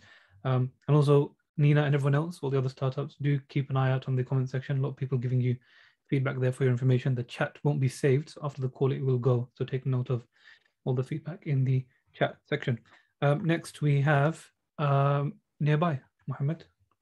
Yeah, so I ran through the growth of EV over the last 2 years and the upcoming 3 years, and spoke about the problem being that 90% of EV adoption is actually from those who have a home charger, and then 2/3 of those wouldn't have considered an EV had they not had the charger. And then the 6.5 million potential EVers who can't actually have a home charger, therefore the opportunity. And so what if we could tap into the 300,000 available chargers that aren't used for the most part of the day, but also week. And so, yeah. All right, thank you. Any questions for Mohammed from Nearby? I had a few quick questions. Number one, your logo is very much like the Thursday logo, which is a dating app, by the way. Second question, would people just use this almost just for free parking as such? If I've got an electric car and I just need parking, let's say in Central, whatever, for the day, I can just pay for this instead rather than parking. So there might be a bit of 2-in-1. The other question I had on the 2-in-1 point was maybe it might be worth, and I don't know, it's more space limited here. I don't know if there's an equivalent of like an extension that you could plug into your charging point at home and be able to charge 2 cars rather than 1. And that might be something that you almost sell to your hosts that you're trying to acquire. And then my last question was how you're going to acquire, but yeah, that's enough for me. Sure. So with the first one, with the 2-in-1 almost, you're absolutely right. You could just pay for, your central London parking spot, but the host will essentially probably mark it up just because it is a central London, but you also have the benefit of using the charger. So we do expect prices to be a bit more greater than what you would find just for the parking spot. So it wouldn't make sense to just go for the parking spot. I guess, sorry, even on that point though, is yours going to be by time? Because what happens if somebody does say, I'm going to leave my car charging and turns up 8 hours later? You've got the logistics of it. Yeah, so it is based on time. So you'd have to book a certain slot. And with the app, you're limited at when you can actually start your charge. So once you turn up and you plug in the charger, you just hit start on the app. That records the start and end time, and all the calculations are done based on that. Whereas if you came 8 hours later, you wouldn't be able to use the charger or start the session. Okay, thank you for that, Mohammed and Shahzad. Any other questions for Mohammed? Well, what's the next step for Nearby? Like, what's next for you guys to start making this happen? So the imminent plan is to roll out a web app just to onboard hosts. And that's just so that we can keep, I say we, but I can keep close to the hosts that are onboarding and just making sure that sign-up process is as smooth as possible. And also there's KYC compliance that needs to be met. So just ensuring that also works pretty smooth. And the reason for a web app is just because of that barrier, that app friction barrier there is. So just to reduce all of that and make something a bit more native and easy, the web app's been rolled out. And as soon as we have 100 hosts, plan to roll out the actual app. Cool, nice, thanks. Question from Zahid for you, Mohammed. Do you see Givt Park as a competitor? How do you plan to navigate the competitive landscape? Being acquired is a valid answer. Yeah, no, exactly. So I even cited Just Park as a similar concept because it actually is. But the difficulty, I think, and what I know from my time with Infinity is the way you position yourself. If Nearby comes in and positions itself as as electric first, people are going to gravitate towards that. Parking, you can't detach the two. So I wouldn't be competing in the parking space. It would just be in the electric space, and hopefully to hone in that on that branding. And yeah, acquisition it's possible, and it makes sense for someone like Just Park. Isn't this? I wondered, if this is actually just a feature of parking.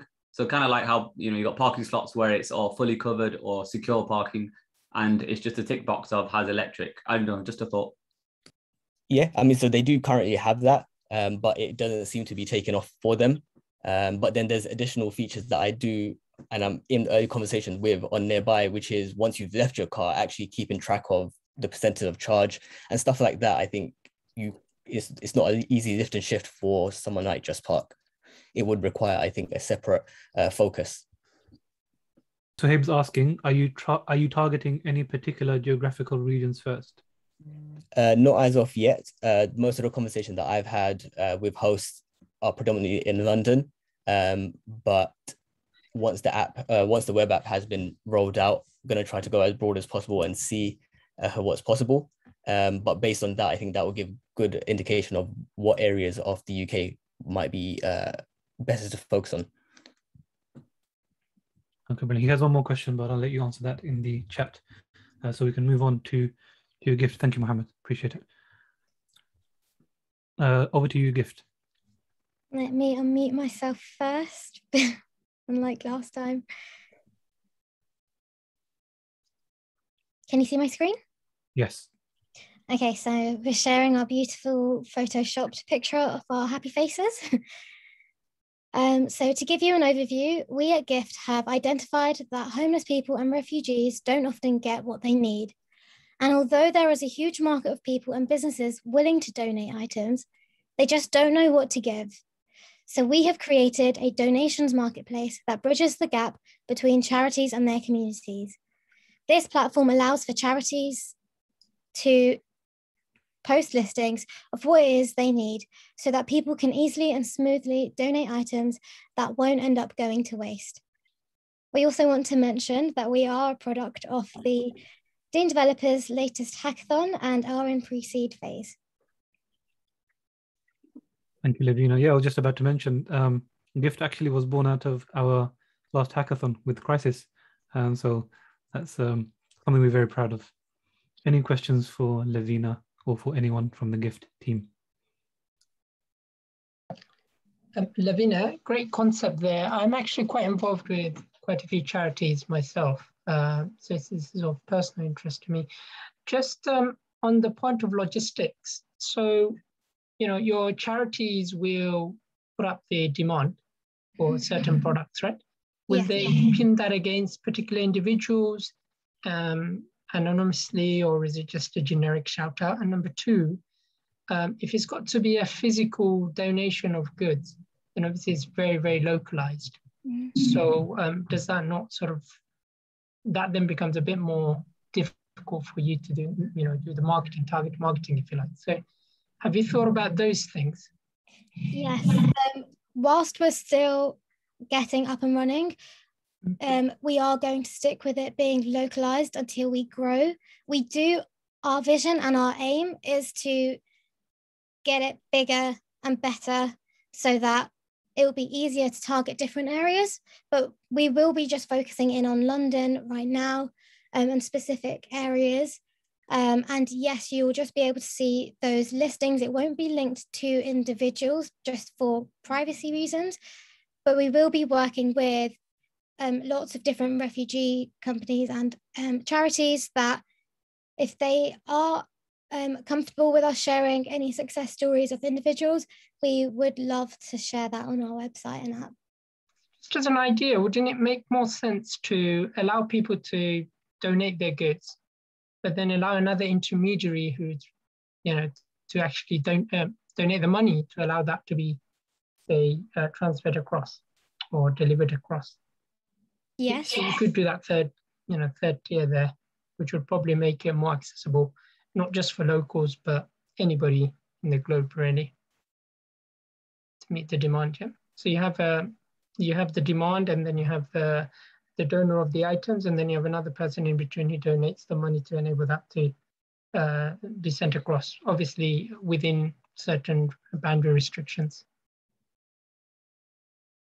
Just on that point, you could have logistics companies that donate logistics. So they say, well, we will transport the gift for you. So some of the big logistics companies as part of their sort of pro bono services to you. Absolutely. Yeah, no, these are great ideas. I had 2 points. One, the name is tricky just because every time you say it, you're gonna have to tell people how to spell it. So that's one thing to think about.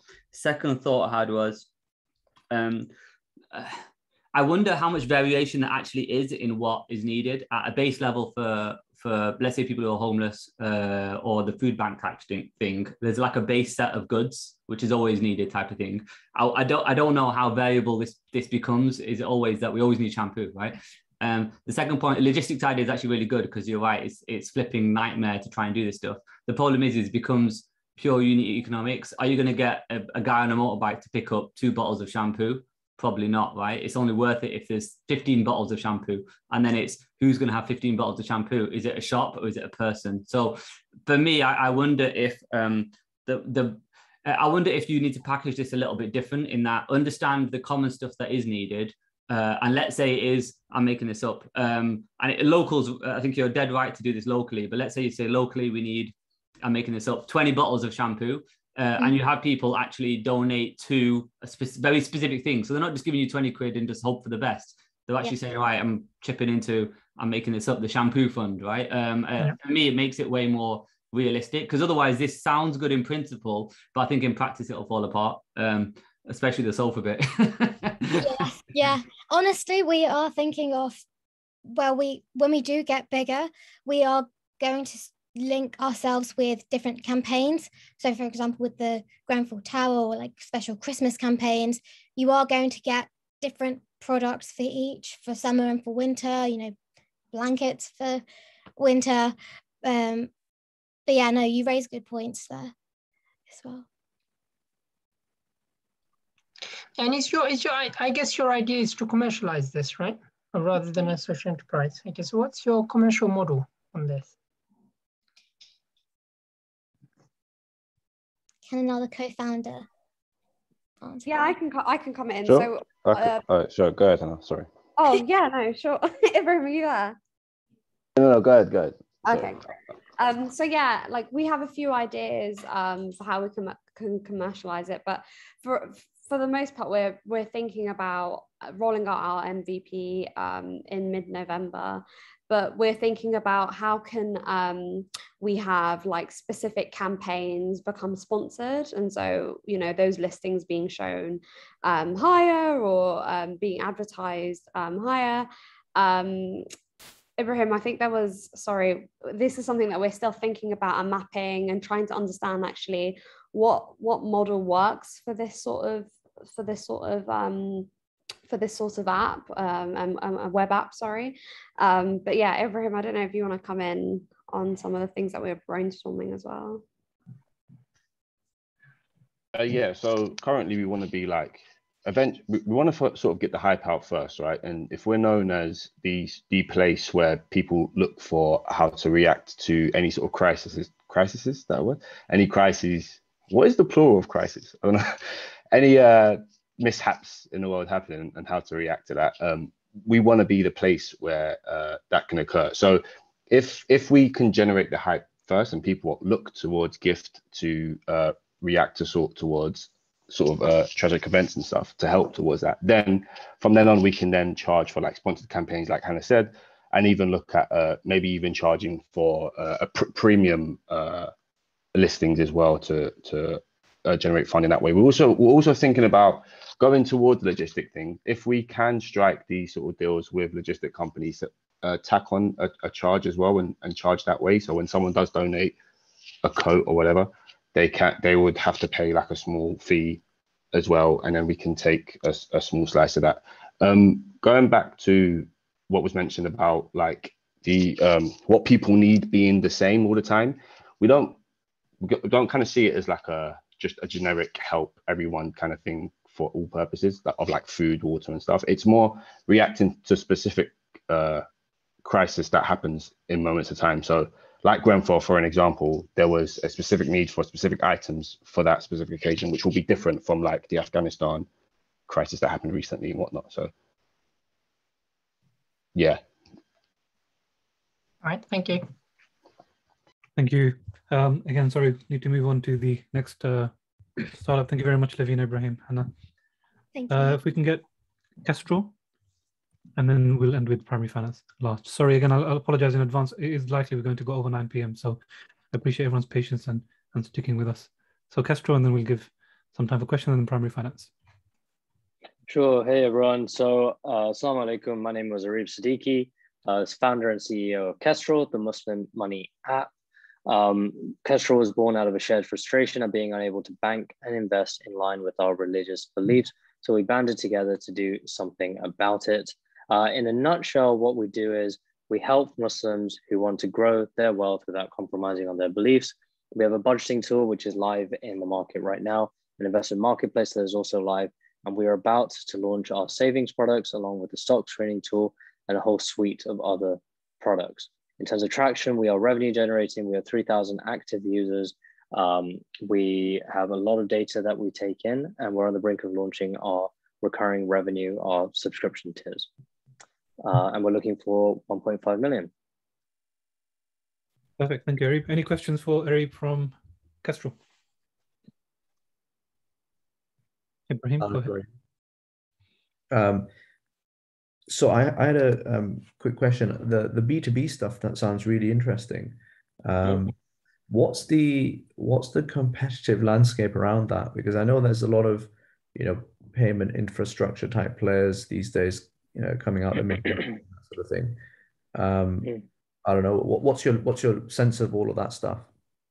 So it varies significantly from geography to geography. Right now, we've been focusing on Southeast Asia, specifically Malaysia, where there's not a lot of competitors in this space, specifically for the financial services market. So what we're looking at, when you're looking at the banks out in Malaysia, yeah, it's kind of ruled by the big incumbent banks, very hard for anyone else to get a license out there. And then you've got the e-wallet type players who are coming up. They don't have banking licenses, but they operate on a debit card linked to an app type basis.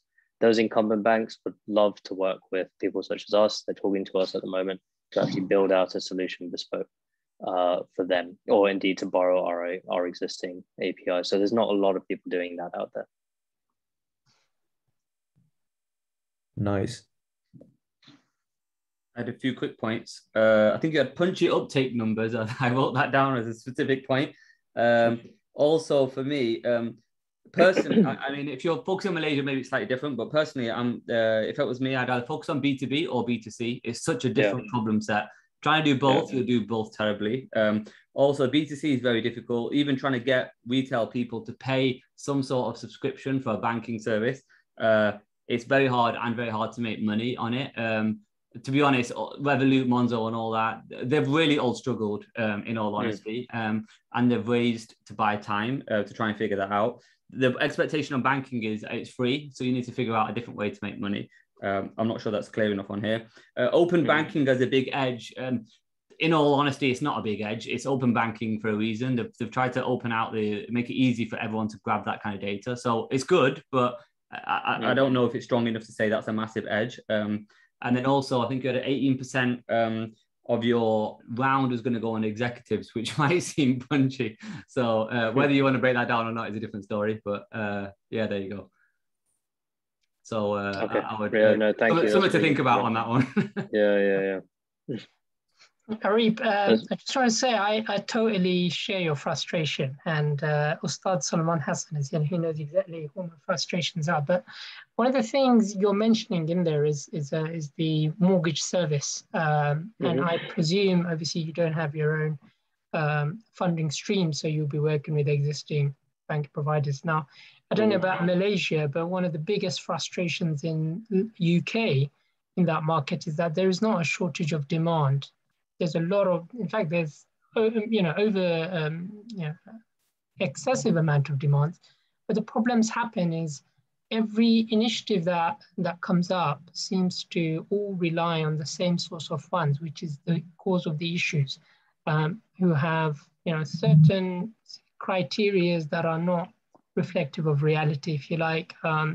People are frustrated, people go through the process, spend 6 months, whatever months, and then go back to square one after all of that, and then run away from Islamic finance as a concept. So you offering this is a great thing. The Shahzad's already answered the questions around banking and making money, because banking is essentially, B2C sees it as a free service, right? But more importantly, the other services, which I think would have been a great appeal, you'll have that problem. And if you can solve that problem, then you'll see great traction. Maybe I don't know if you've had a thought about how to get around that particular frustration, because there's a lot of people who are almost and they have a lot of demand, but they just can't fulfill it because of the underlying funding streams. No, absolutely. It is a big problem at the moment. It's interesting you say that, because we are working with people similar to Bloom Money, so for example, Stepladder, they are onboarded onto the Kestrl platform at the moment. We had quite a few people come on board and form Kestrl specific circles through Stepladder, so that they could save together to raise for a deposit for their first homes. The idea then is that we're bringing on existing Islamic banks onto the platform so that you can compare Islamic mortgages and then send them on their way towards those. Long term, we do want to help out with that. At the moment, it is Islamic banks, shared ownership schemes, or you save up with cash. It is something that we do want to tackle, but a little bit later down the line. At the moment, we just want to be a gateway to help existing banks better reach out to their clients, because Gatehouse, Al Rayyan, they have products. They very poor distribution at the moment. If they do have an app, it's quite poor. Usually the website's quite poor as well, and they're quite interested in working with us, and we're having some really interesting discussions with them. Interesting. Okay, great stuff. One final quick point, sorry. Even for me, I remember seeing, I think I saw this on LinkedIn somewhere, must be on LinkedIn, and I still, even seeing this now, I still find it very unfocused. Is it a budgeting app? Is it Islamic finance? Like it's definitely trying to be a little bit of everything. Which and hence I think you either decide if you're B2B or B2C, but let's say you are B2C, it needs to be way clearer of, we're going to do this one thing really, really well. Because right now, I can't figure it out. Right now, what we do is we help you achieve your goals in line with your beliefs. So whether it's the very short term, that's with budgeting, the near term, that's with saving, or the longer term, that's with investing. It's the personal finance journey isn't a one silver bullet solution. We can't just do one thing and help people in that way. So we're trying to help people along the journey at each point. I think it is valid feedback, and we are starting to find that we are stretched between B2B and B2C in that way, but the B2C problem is very, very big, and it does require us to tackle those three heads at the moment: budgeting, saving, and investing. I do. By the way, I do slightly disagree that you have to do all three. I don't think that's necessarily true, personally. But okay, you're in the space, not me, so I'll shut up. Okay, perfect. Thank you so much. There's a question for you. Sorry, Arif, I'll ask Arif to answer that in the chat about what's the retention rate like. So if you can respond to Arif in the chat, that'll be useful. And finally, but of course not least, we have primary finance. If we can get Brother Raza to give a quick overview. I think we have Sheikh Salman with us as well, who will help with the Q&A.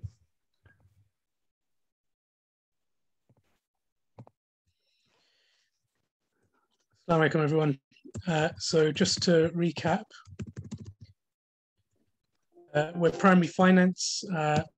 We provide completely debt-free, completely halal Islamic alternatives to mortgages. So we help people buy their homes without ever getting into debt through a partnership-based model. And it's powered by our tech, which we've built, which enables us to onboard customers in a streamlined way without them ever having to step foot into branch, much like how banks like Revolut are allowing people to set up bank accounts in a streamlined way from the power of their smartphone. And it also enables customers to manage their agreements in real time from their app, much like how Uber has allowed people to manage their food deliveries and taxi orders in real time from their apps. We've got an all-star team, and we're now starting to build out our product on a global basis. We're starting to have conversations with other providers, other startups in other parts of the world, so that we can push out our borderless agreements and centralized tech platform through them and build a global footprint very, very quickly, inshallah. Thank you. Thank you, Jazakallah khairan. Any questions for primary finance? I'll start us off with one from the Q&A section. So the rent to buy model is very clever and the way mortgages should work. But how do you hedge against depreciation from wear and tear, negligence, short-term crashes to protect your business model? Yeah, so the way we've built our model to make it very affordable to our customers, rather than charging market price whenever they want to buy more equity, we charge acquisition cost. So it makes it very affordable to our customer. Now, what that means is whether the property price is going up or down, we always offer equity to our customers at acquisition cost. And it's up to them that whether they want to buy for that price or not. The point is that there's no debt here, so they don't have to purchase equity if they don't want to. So we'll offer at the same price regardless, and it's up to our customers if they're happy to purchase for that price, or if they want to continue renting a little bit more and maybe purchase a bit more later on. It's entirely up to them. Thank you. Any other questions for primary finance? One tiny comment, just because mortgages and all that is quite dull, your slides are fairly dull as well. So I would definitely brighten up the slides, just because it's a very tough space to talk about. Every little helps. Well, we are working on that right now. We're all sort of boring old home finance providers, and we do that well. Don't, it comes across, don't worry. We don't use slides so well.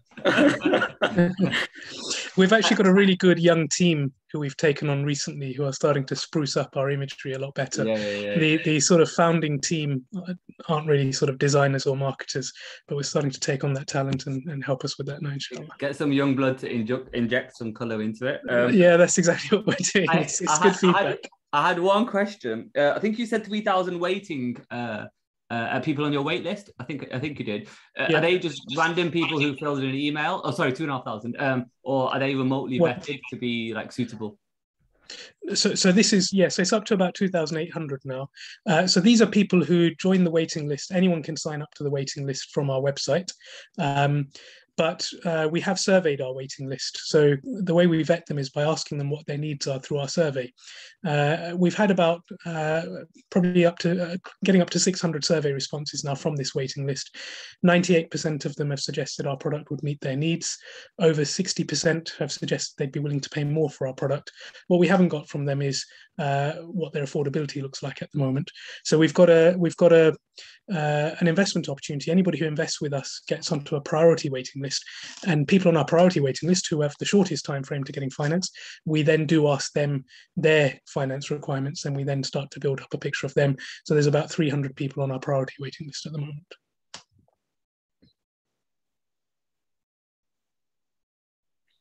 Shukran, thank you. Any other questions? Shahzad, you should take up a second career as a UX UI sort of critic. No, I'm terrible.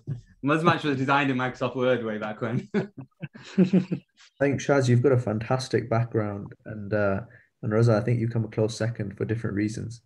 I was like, this looks like an Oxford College. I actually had a substantive question as well.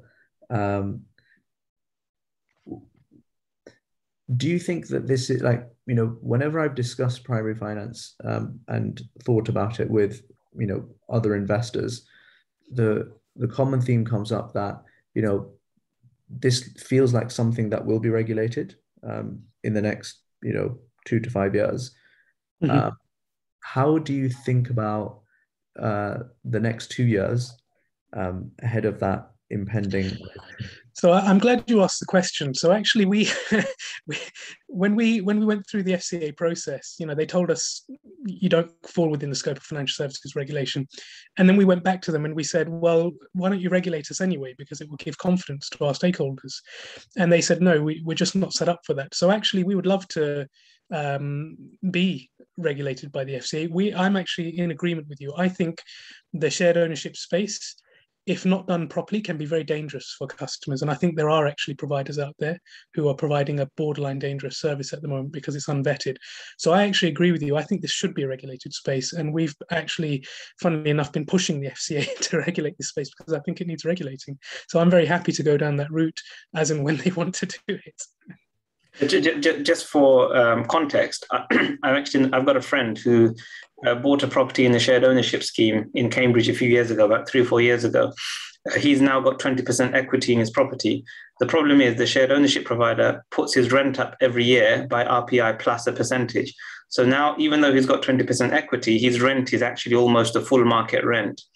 In about 2 or 3 years' time, his rent is going to be more than the market rent for the whole property, even though he's got 20% equity.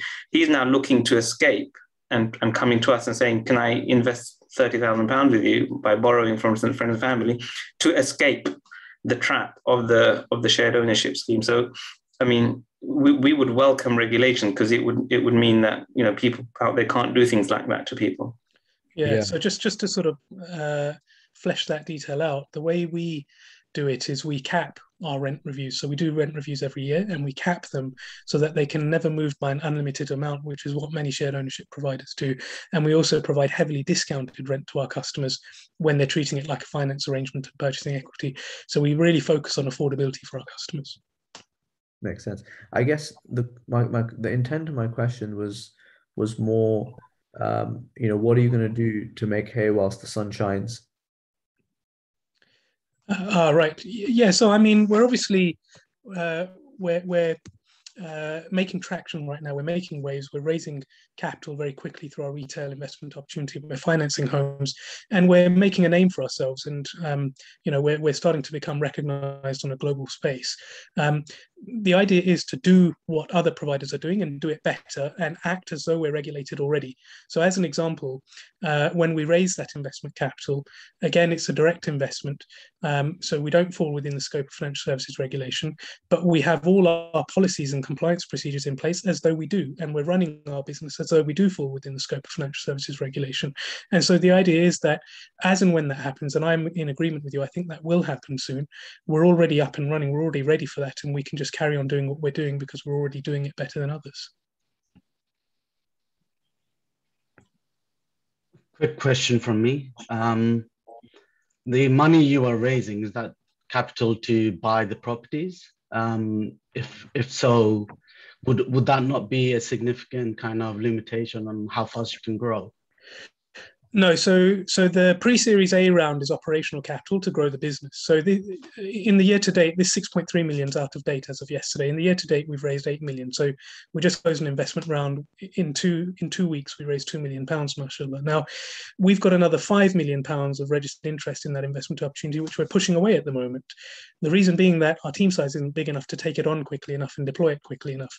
So we're raising operational capital to increase our team size, increase our marketing spend, spend money on our tech, grow operationally, and then actually raise liquidity capital much quicker and serve people much quicker as well.